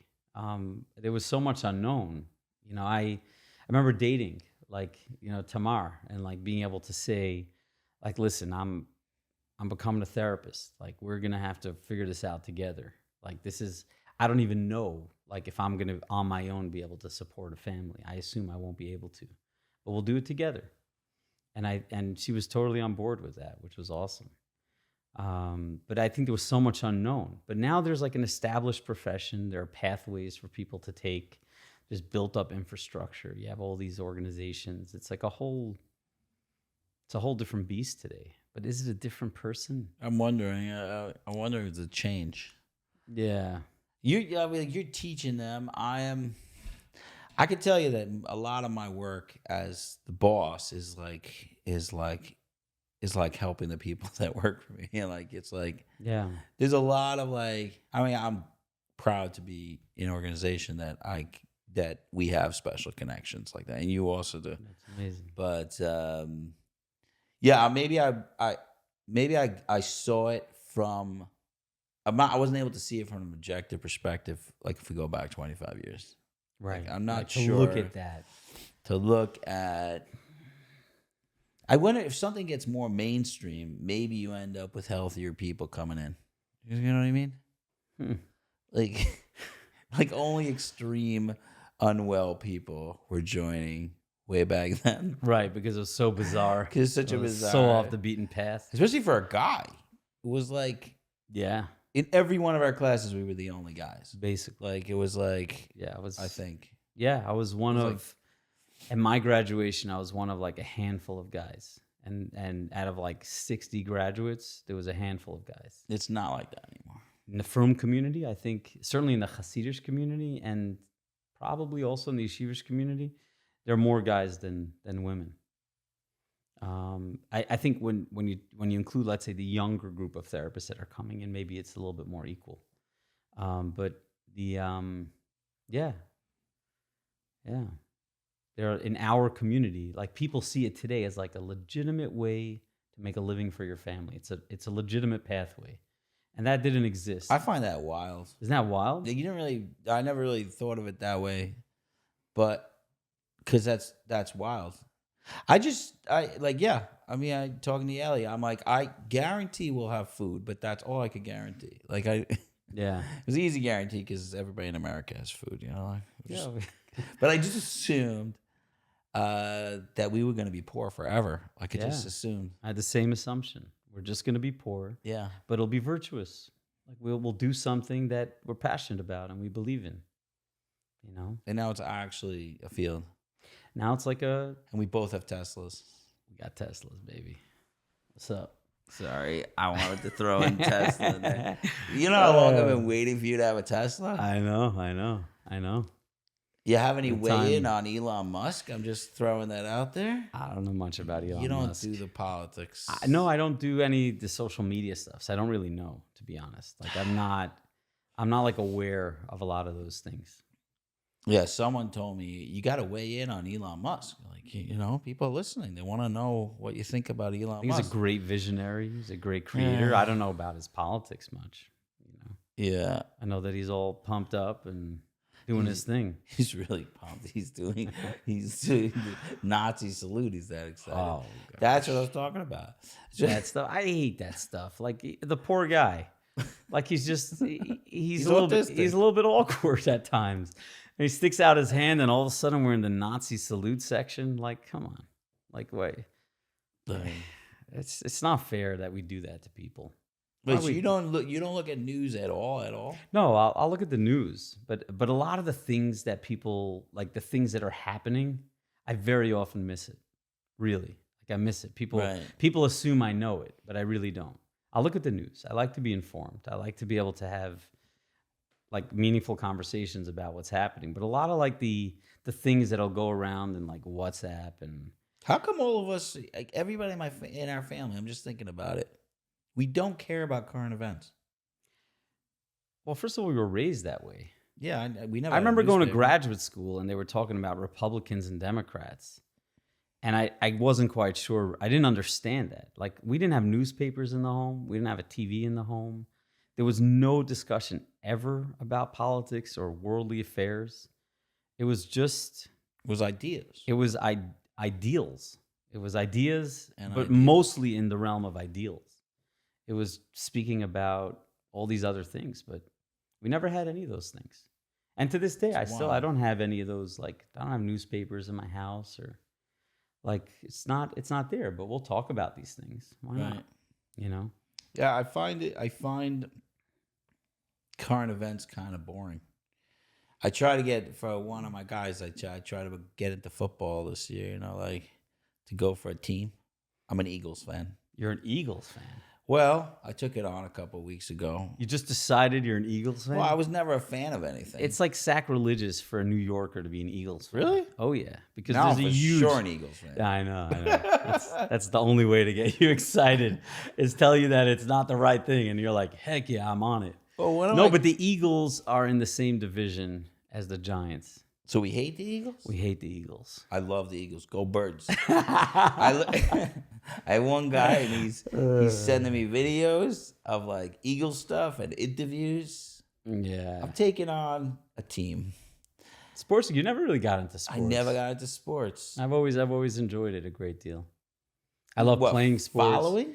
I don't can't follow follow. sports. No, I won't follow. And if I you ask love me like watching a name football 10 game. people, blah blah, I couldn't do it. No, me neither. But the competition, like When I was a kid, I was really into it.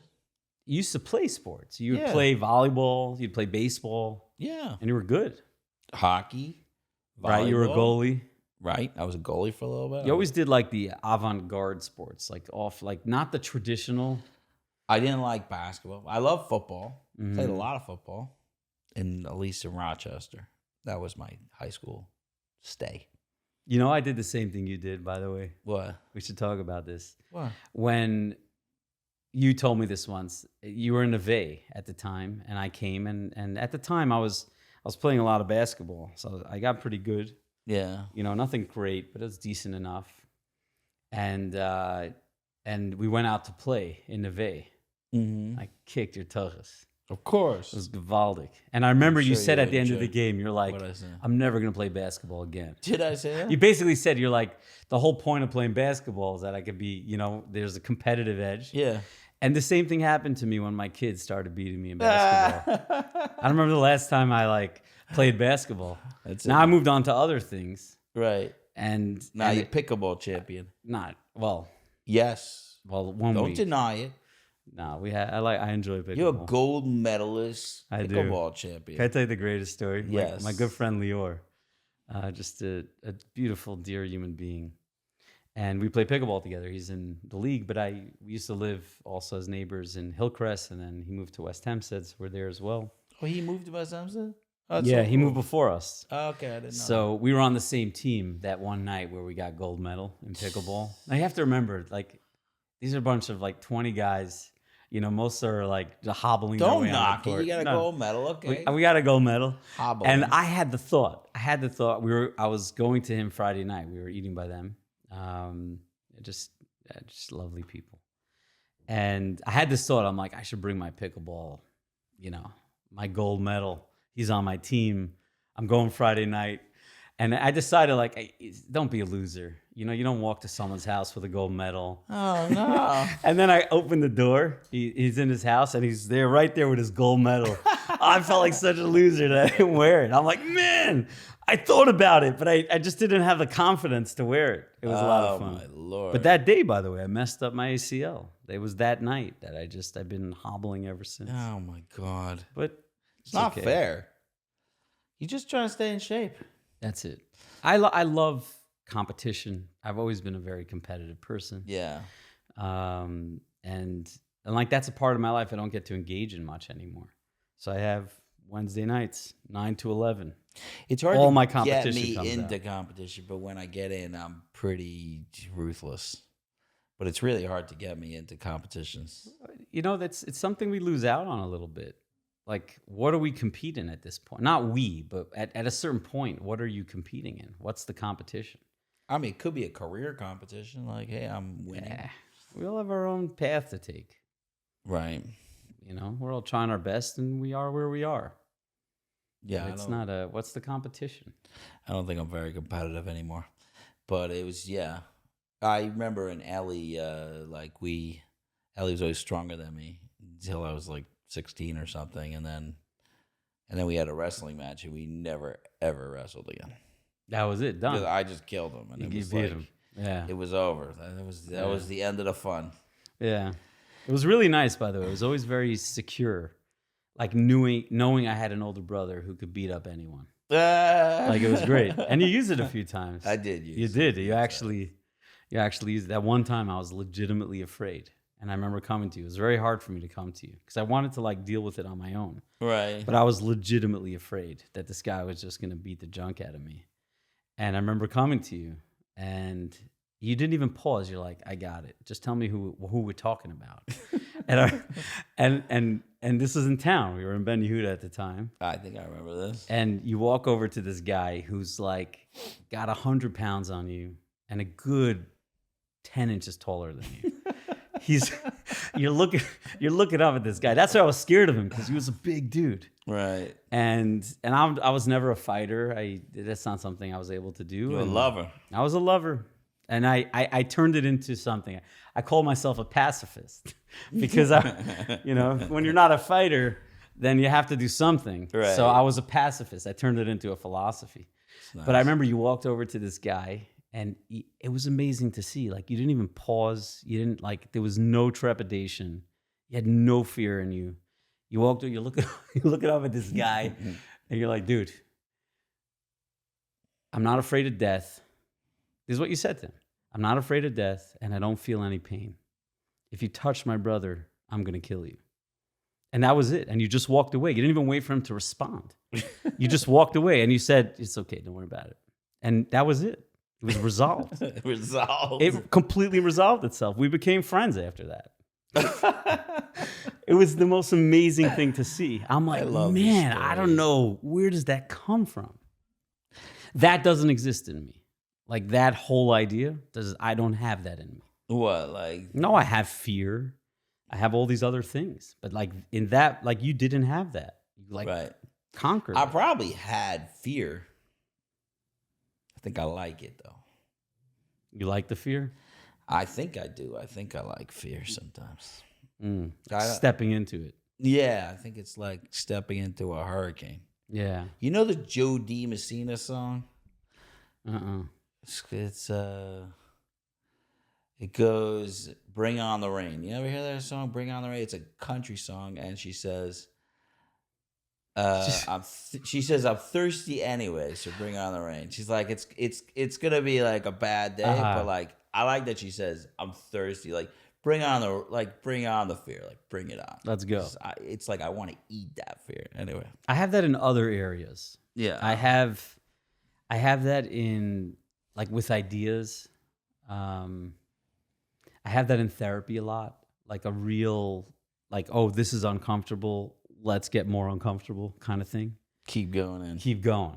Just keep going. That's where that But kind of energy that's shows the very up. same thing, kind of. Yeah, but not in a physical way. Right. You know, maybe it was like a physical thing. I was just scared of getting hurt, stuff like that. Yeah. You know, I think it comes in a place where you feel confident. You know, like I could walk in this. right? Like you're saying, you weren't a fighter. I was a fighter, so like to me, it's like if it comes down to it, we're gonna We're ready to go. So there was like some level of confidence, like you in therapy, like let's go. I've been here before. Right? Could be. It could, but it's interesting. I had that early on in therapy, where before I had any real confidence with what I was doing, but I noticed that quality. Really? Of like just wanting in an emotional realm, just pushing. And I think I live that way myself. You know, Yeah. I don't really stop. You know, with like an emotional world, I'm just pushing further as much as I can. Oh man, we doing should it. be going with Schwitz. I'm just What's throwing the- that well, out this there. is- I don't think we've ever sat this long without sitting in a hot tub. It's usually it a hot doesn't tub. make any sense. Do you find like that? Do you find life getting more peaceful, or do you find life getting more complicated? Okay, those are two different things though. Like so I find, and maybe this is to do with age, is that there's almost nothing I do that I have to do. Meaning I am not, and this is probably bad, especially I'm building organizations and stuff. I am like my drive, like, oh, I better do this, or it's like this is my mission, or that's my goal, or it's like almost everything in life is like it's fine if it doesn't happen. Like it's all right. It's all right. So there's a piece to like you were mentioning before, like I need to help and I want to help. Like it is, I don't feel compelled to do almost anything anymore. So there's a piece in that. Also frustration in that. Like why do I keep pushing myself? And it's really because my values like keep going. But it's not from a place of I need this to be something or special. So that has gone very well. Also, I've taken myself so much less seriously. Like so much less as a parent, as a husband, as a like I'm like, it's like why are you getting so serious? Like you have no control over so much. There's so much you have no control over. So for me, it's been, in that sense, it's like, I don't, like, if you take a day and just say, like, you're doing nothing today, I'm fine. So that's peaceful. Could you do that like For months and months? Yeah. Like I think if Everybody I think about thinks I retirement can't. a lot. Yeah. You know, and like that idea. Could you do that? No. No. No. You love doing things a lot more than me. Yeah, I think so. I usually do things because I'm driven. And it's been weird that I'm not as driven. That's been a very weird thing. It's been like the last couple of years. Right. I don't have right. It's very weird. Usually I'm like a tiger. I got to get out there and do it because this is what I'm driven. And something with age has just been like, this is a good idea. And we were talking about before, like building a woman's house. Like, this is a good idea. Like, let's do it. But so it's gotten more peaceful in that sense. I also am really sure that there's, and you also brought it up before, like the chinuch thing. Like, I'm really sure I did all the chinuch. Like, I'm just going to enjoy my kids. Like, I really have no desire to like try to push them and pull them and do and make it happen. And it's been like, Gaga was the youngest at 16. Yeah. And like he's doing his journey, and all my kids are doing their journey. They get very annoyed when I don't mention their name on the podcast. You know that? Oh yeah. Yeah. So I should just name all of them. Just right? name them all. Just drop them. Beans, shelves. No one calls her Beans, by the way. I call her Beans. I know. In the world, she's a Hava. Did you know that? No. Did you know that? That is not true. When did that happen? In the professional world, she's a photographer. She dropped the Kiwi thing. She just did went a with Kiwi a Hava. move. She's a Hava. I will say a Hava is a pretty name. rocking name. My idea was that when her professional name, and she kind of did it, is that she should take her second name as her last name. Her name is Ahava Bina. So her second name should be Bina. Her last name. But I was thinking professionally, go Ahava Drop Bina. Perlman and just go with the Bina. Well, it's such a cooler name, first of all, but also but also she'll probably have to change her name at some point. And professionally, she could just go with the cooler name. Yeah, it's true. Yeah. Do you know what Ahava Bina means? Philosophy. What do you mean? Did you know that? Ahava Bina means. I didn't realize this till years later, but philosophy means love of wisdom. Philosophy. There we go. It's the philosophy is the love of wisdom. So I named my kid Philosophy, which I think it's is a fitting name. It's a fitting name for her. She's a deep soul. And then and I got Shalva and Yona. Everybody's mentioned. They're like, you talking about us, but you don't mention who we are. Shalom Noam Chedva Bina. You got everybody? All right, awesome. Oh, and Mailechi. See, I'm still in the chinuch thing because he's a little dude. Yeah, he's a little dude. But how okay? So you have a baby later on. Getting personal. How has that chinuch been different than the earlier versions? There's a lot less of me in it. Meaning, what does that mean? Like I think the wisdom of the Torah, like it gives, like the oldest child gets a double portion. And I think it's because at that point in our life, like we need our kids to be something for us. So like we're raising them to be themselves, but we're also raising them to like resemble us in the world and to be our advocates. And if they're a good reflection, then we somehow feel like we're okay enough in that experience. So I think we raise them with a lot of our own insecurities, with the hopes that they're going to fix some of that, like they're going to repair some of the things that we're living with. Right.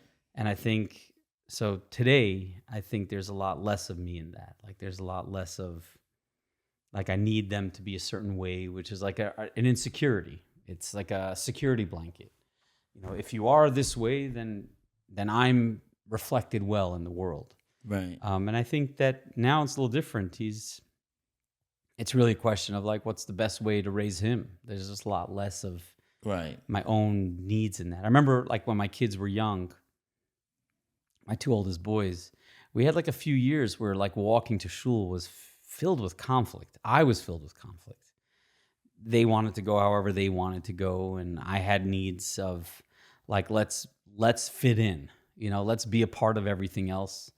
I would remember saying things like, and it's almost embarrassing to say, like, but the other kids are wearing suits, and we're always walking in untucked. Maybe let's tuck in. I remember tucking in was the thing, and at its core, it was just about my own insecurity. It wasn't really about them and what they needed and what was right.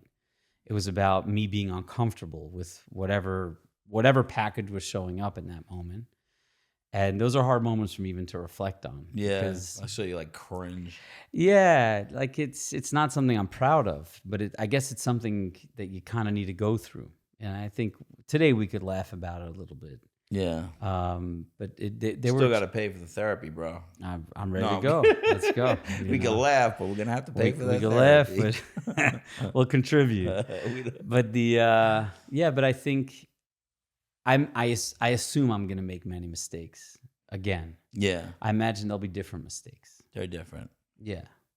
I will say with Gaga, I don't think I've ever disciplined him in his entire life. He's my youngest. Yeah. You know that, but Just like I'm saying for the crowd, like I don't think I can't think of any time that I've disciplined them like his entire life.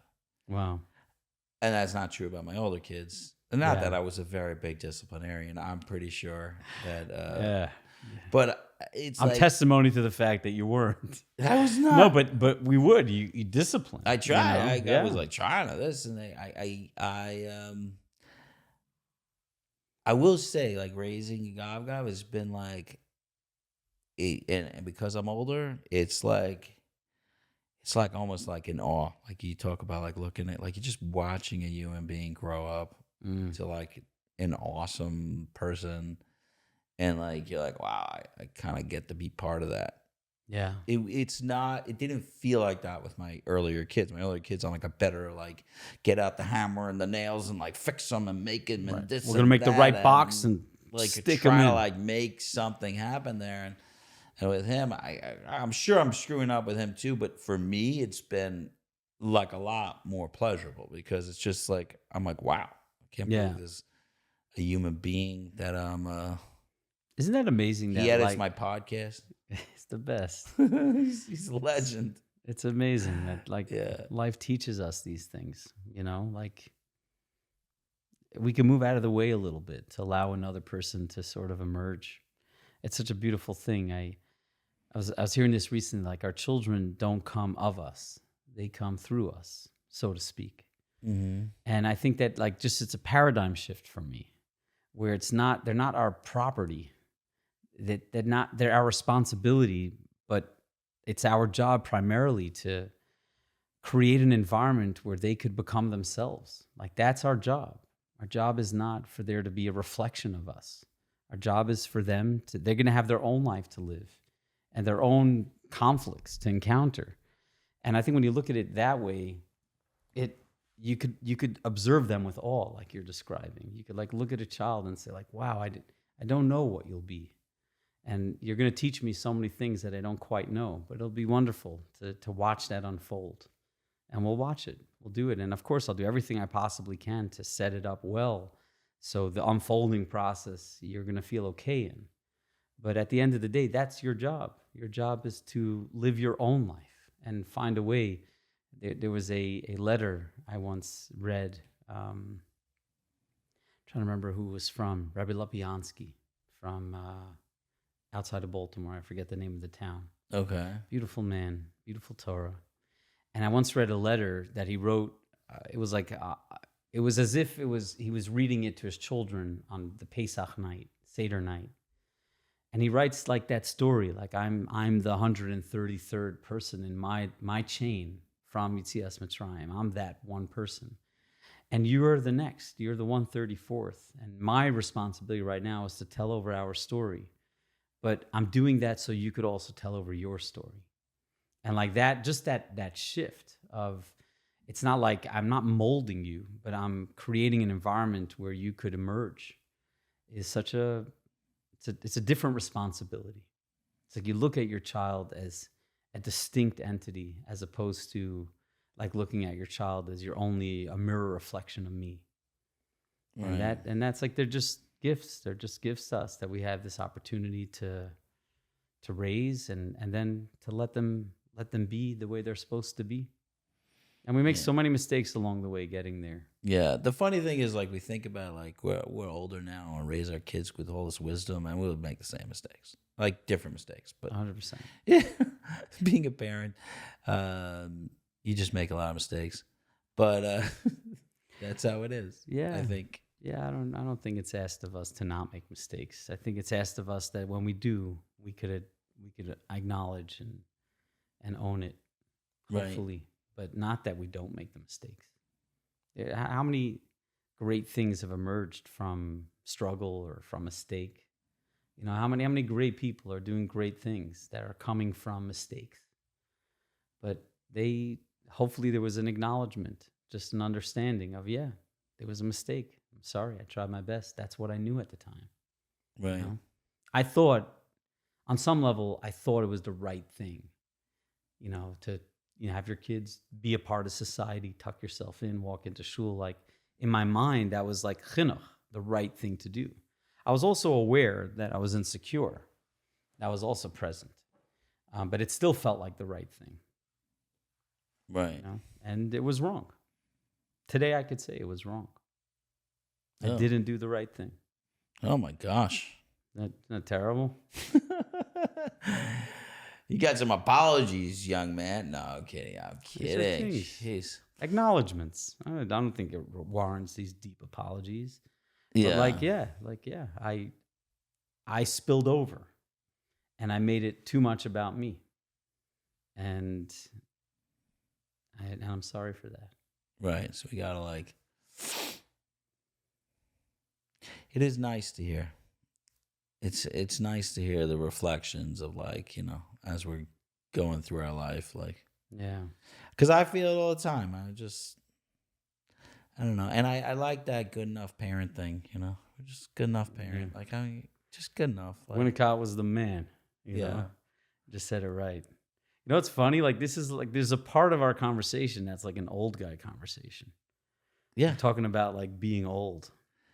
Honestly, that's how do you feel about being old?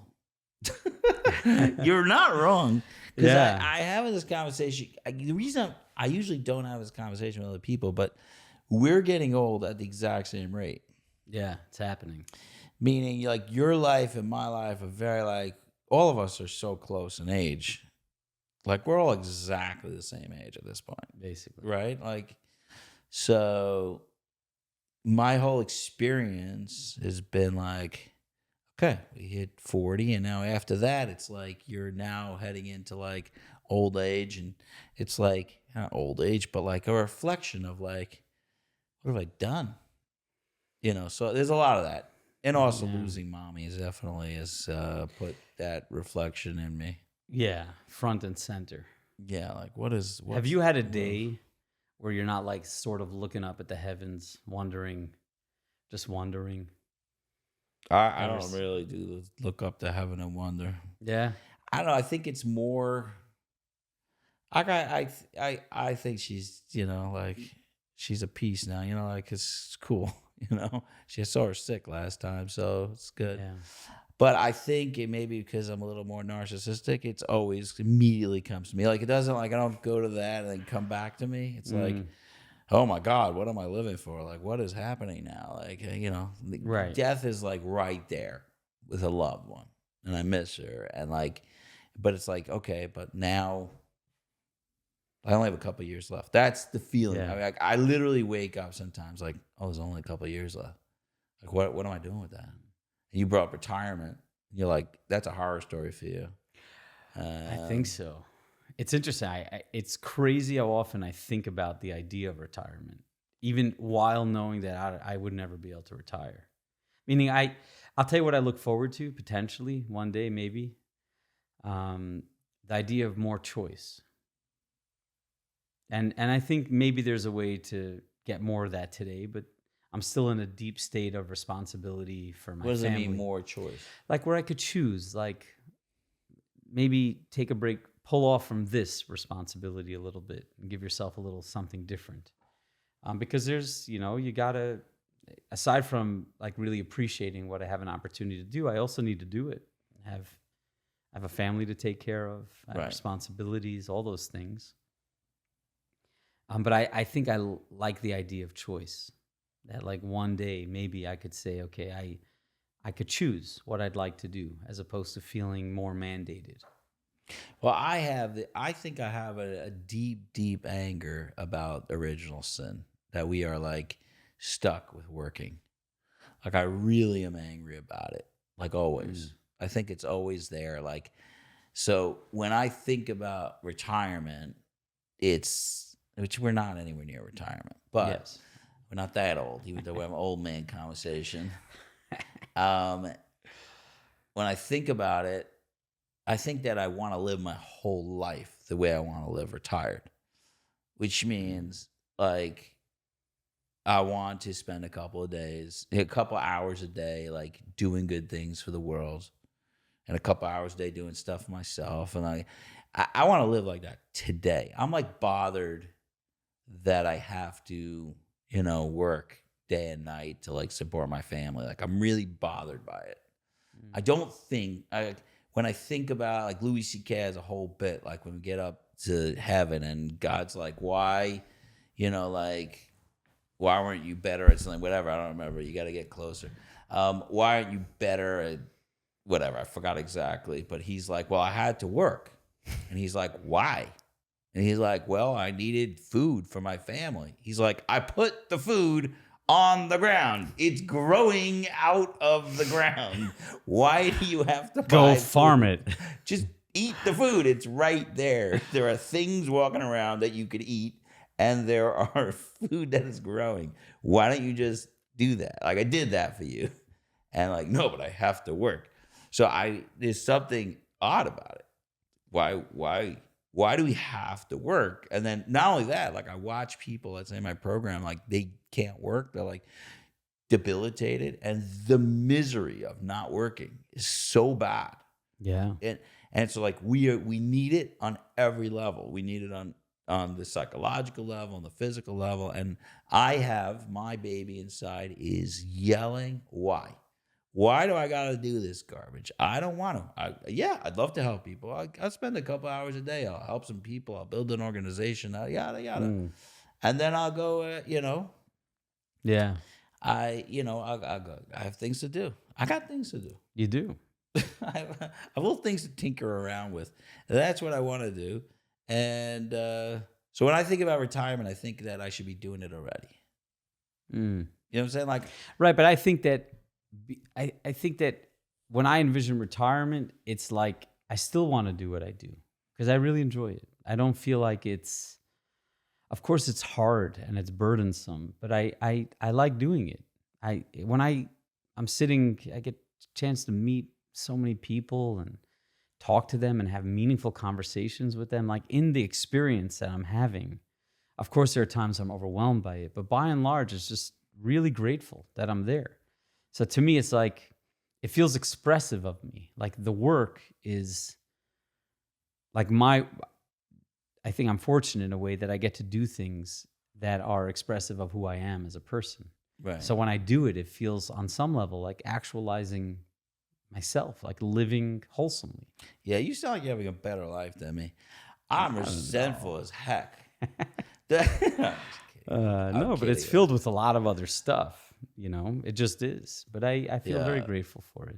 But it's also a unique period. Like I know that. It's a unique moment in time Yeah. that we're in. Like I also think it's like we're sitting here with like such white privilege. No, I'm saying like white privilege. Like 20 years ago, struggling our brains out now. How would we like to retire? Like the rest of the world's like, I can't stop for 1 second. You ever go back and look at those years where it's just like working so hard just to get by? Dude, my first couch was a blow-up couch. This is, I don't know if you remember this. I don't remember that couch. I had a blue couch. I was so excited for $25 I found in the store that you could blow up the couch. I'm like, we solved the couch problem. We got it. We have no money. And $25. For $25. This couch you just blow up. How and long you know did what? you have it for? I'll tell you this. First of all, I blew it up with my mouth. Like it didn't occur to me that I should get like an air machine. No, because then it would be $30. This is much we more. We didn't have the $30. I have $30. I sat there and I blew it. I probably got like 40 head rushes, and we blew up the couch. It was, you wouldn't believe it. It's really uncomfortable. It's not as comfortable as you think a blow up couch would be. I think it's You amazing. may think a blow up couch, but I see pictures of this blow up couch. I'm like, I can't believe I thought that was reasonable. And all my stuff was from like the Gamas Yeah. and like. I don't think there was another. There was you do what you need to do. You know, there's another perspective. It's like, oh, there isn't money to buy a couch. I have $25. Let's see what we could do, and then you blow up a couch. It's I wasn't amazing. miserable about money until my first tuitions.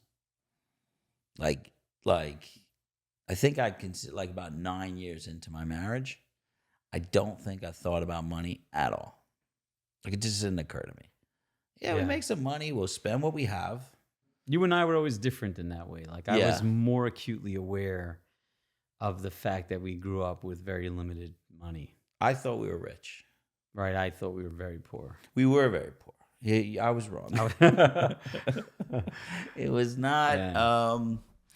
I wouldn't say I thought we were rich. It didn't occur to me. I don't think we were rich, but like we had everything. What do we need exactly?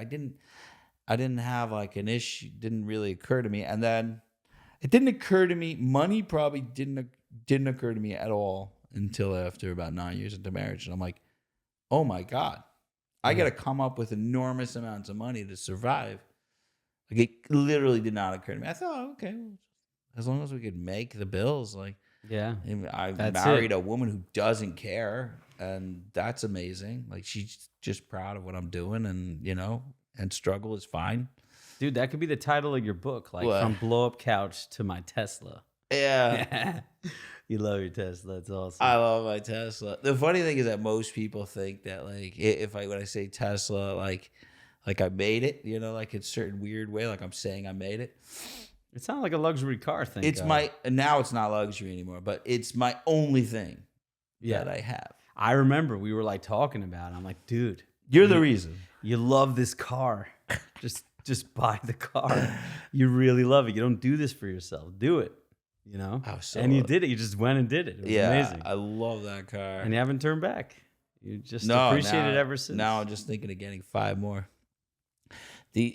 Just as many Teslas as possible because they're amazing. That's awesome. Okay, whatever. Rooftop question. Did I do this to you last time? I don't know. I've been asking, well, once in a while I forget, but most podcasts, I have the rooftop question, which means like millions of people listening, which this podcast, I'm pretty sure about 1 million people will listen to it. For sure. They want to hear about our old age. That's what they want. They want It's to funny. know. It's like being in a conversation. You're like, man, this is the oldest conversation. We're just old people. Dude, Oh you're my wearing like a sweater. Oh, what am I supposed to do? Wearing a sweater. You need like a pipe. A pipe would be nice. You need Cigar a is pipe. good. You said a lot of good wisdom, so I'm very happy with this conversation. But okay, so here we go. Yeah. The rooftop questions. Everybody's listening. You get to yell from the rooftop something. So how is this different than any other question? No, because this is. I'm not asking the question. Who's asking you? You're asking yourself. What do you want to yell to the world? Like what? Well, that's what a rooftop That's the question rooftop, is. Like idea. Like you get to the rooftop and you just like ah. You can say eureka or whatever. I don't know Yeah. if but like you yell into the world like a message. Like you just want to like kind of like put it out in the world. That's the rooftop question. Awesome. So it's not a question about anything. Yeah, it's like, what do you want to, what's a statement that you have that you want to share? Yeah. Before you retire. No, I'm kidding. It's not like,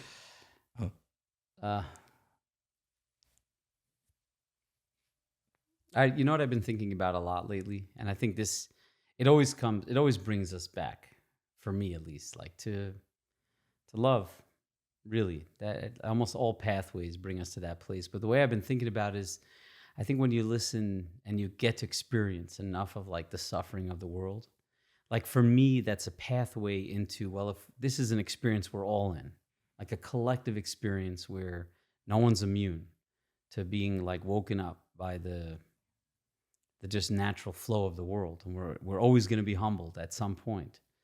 That if we really realize that and internalize that, then we come to the next level, which is, if that's the case, all I could do is love my neighbors, love my fellow brother and sisters as best I can, because we're all in this together. And the best we could do, the best response we could have, is to lovingly care for one another, support one another, listen to one another. And then we could be in a shared experience as opposed to just doing it alone. So that's where I sort of come through. I think, there's so many people that have like lovingly shared their stories with me. Like all it does is engender a deeper sense of care and love for all of them, and for myself too. Hopefully along the way, a little bit more. But that's something that's just been on my mind a lot. It's like we should find a way to love because we're in an experience that's challenging to be in. So might as well choose something good. Love each other. Just love each other. I love that. Most of my, when I think of Rooftop is very similar. I think about specifically about like my wife. Like I'm going through this world. It's not a Rooftop thing, but I'm going through this world. Like I don't care if it's good, bad, medium. I want to do it with a partner. Like I want to do it with love. So that's what you're saying. Like, Yeah. I just want a tremendous amount of love around me while I go through whatever this. Yeah, to find people around you that could be there with you. But imagine we all did that. Like envision such a world for a moment. We would just fight less. And it wouldn't be so much about us. It would be about each other. A lot of like the loss of the self and the ego and a collective sense of like shared responsibility to care for one another. I don't know. I'd love to live in such a world. And I think we're trying to get there. And I think we're doing a good job. That's the part that I always like need to remind myself of. Yeah, there's so many imperfections, but like just to specifically speak about like us as a community. Like, yeah, of course we got things we got to work on.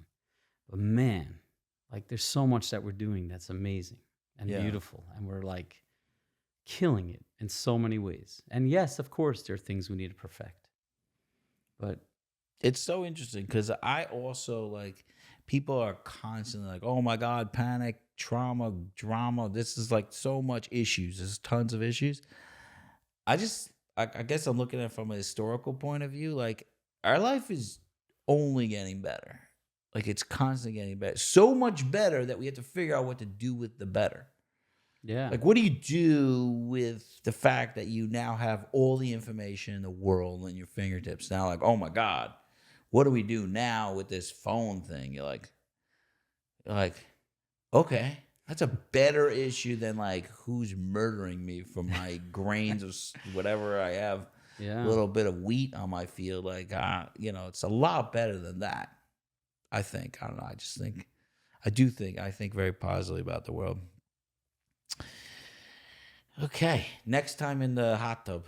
The hot tub? I don't know if we could do a hot tub podcast. Does that make us look very unprofessional? You know what? Professional?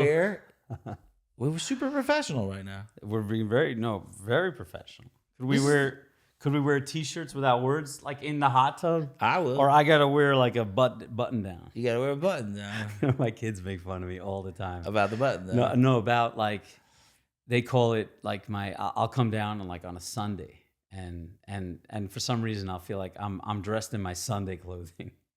And they're like, but it's the same as yesterday. It doesn't look any different.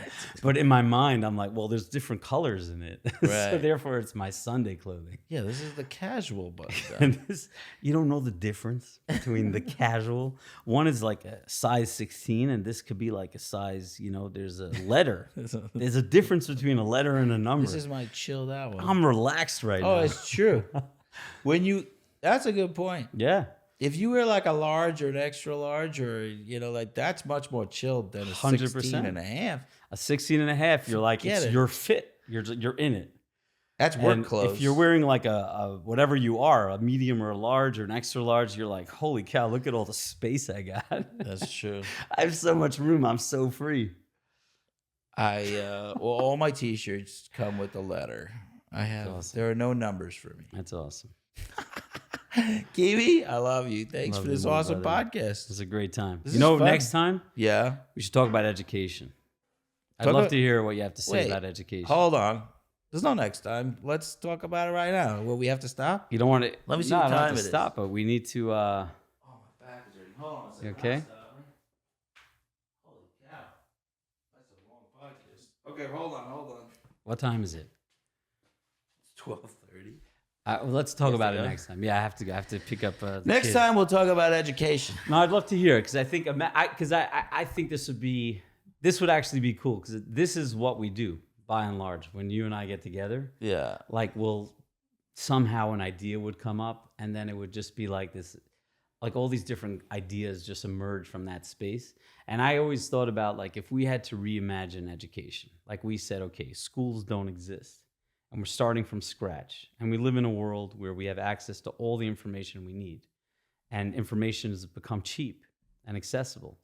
Then how do we reimagine education? Because I feel like, how's it possible that we're working off of a model where it was developed at a time where we didn't have access to knowledge? Yeah. And we're using the same model This is dumb. when we have access to everything. How does that even make sense? I invented a form of education. You have to go, though. What? Just tell me quickly, but I got to run. It's a very simple one. I want to do it like a gym membership. A gym membership. Yeah, this is how you. It's a gym. See what I'm saying? Don't you Yeah. think this would be a great talk? 'Cause Yeah. You're talking about gym memberships in school. I haven't talked about this in a while because Yeah. my kid's a little bit out of school. So when my kids were in school, I'm like, let's do this. My kids are in great schools. I love I those invented schools. this whole system. It's a gym membership system that basically everything is online for the basics. You can take any class you want.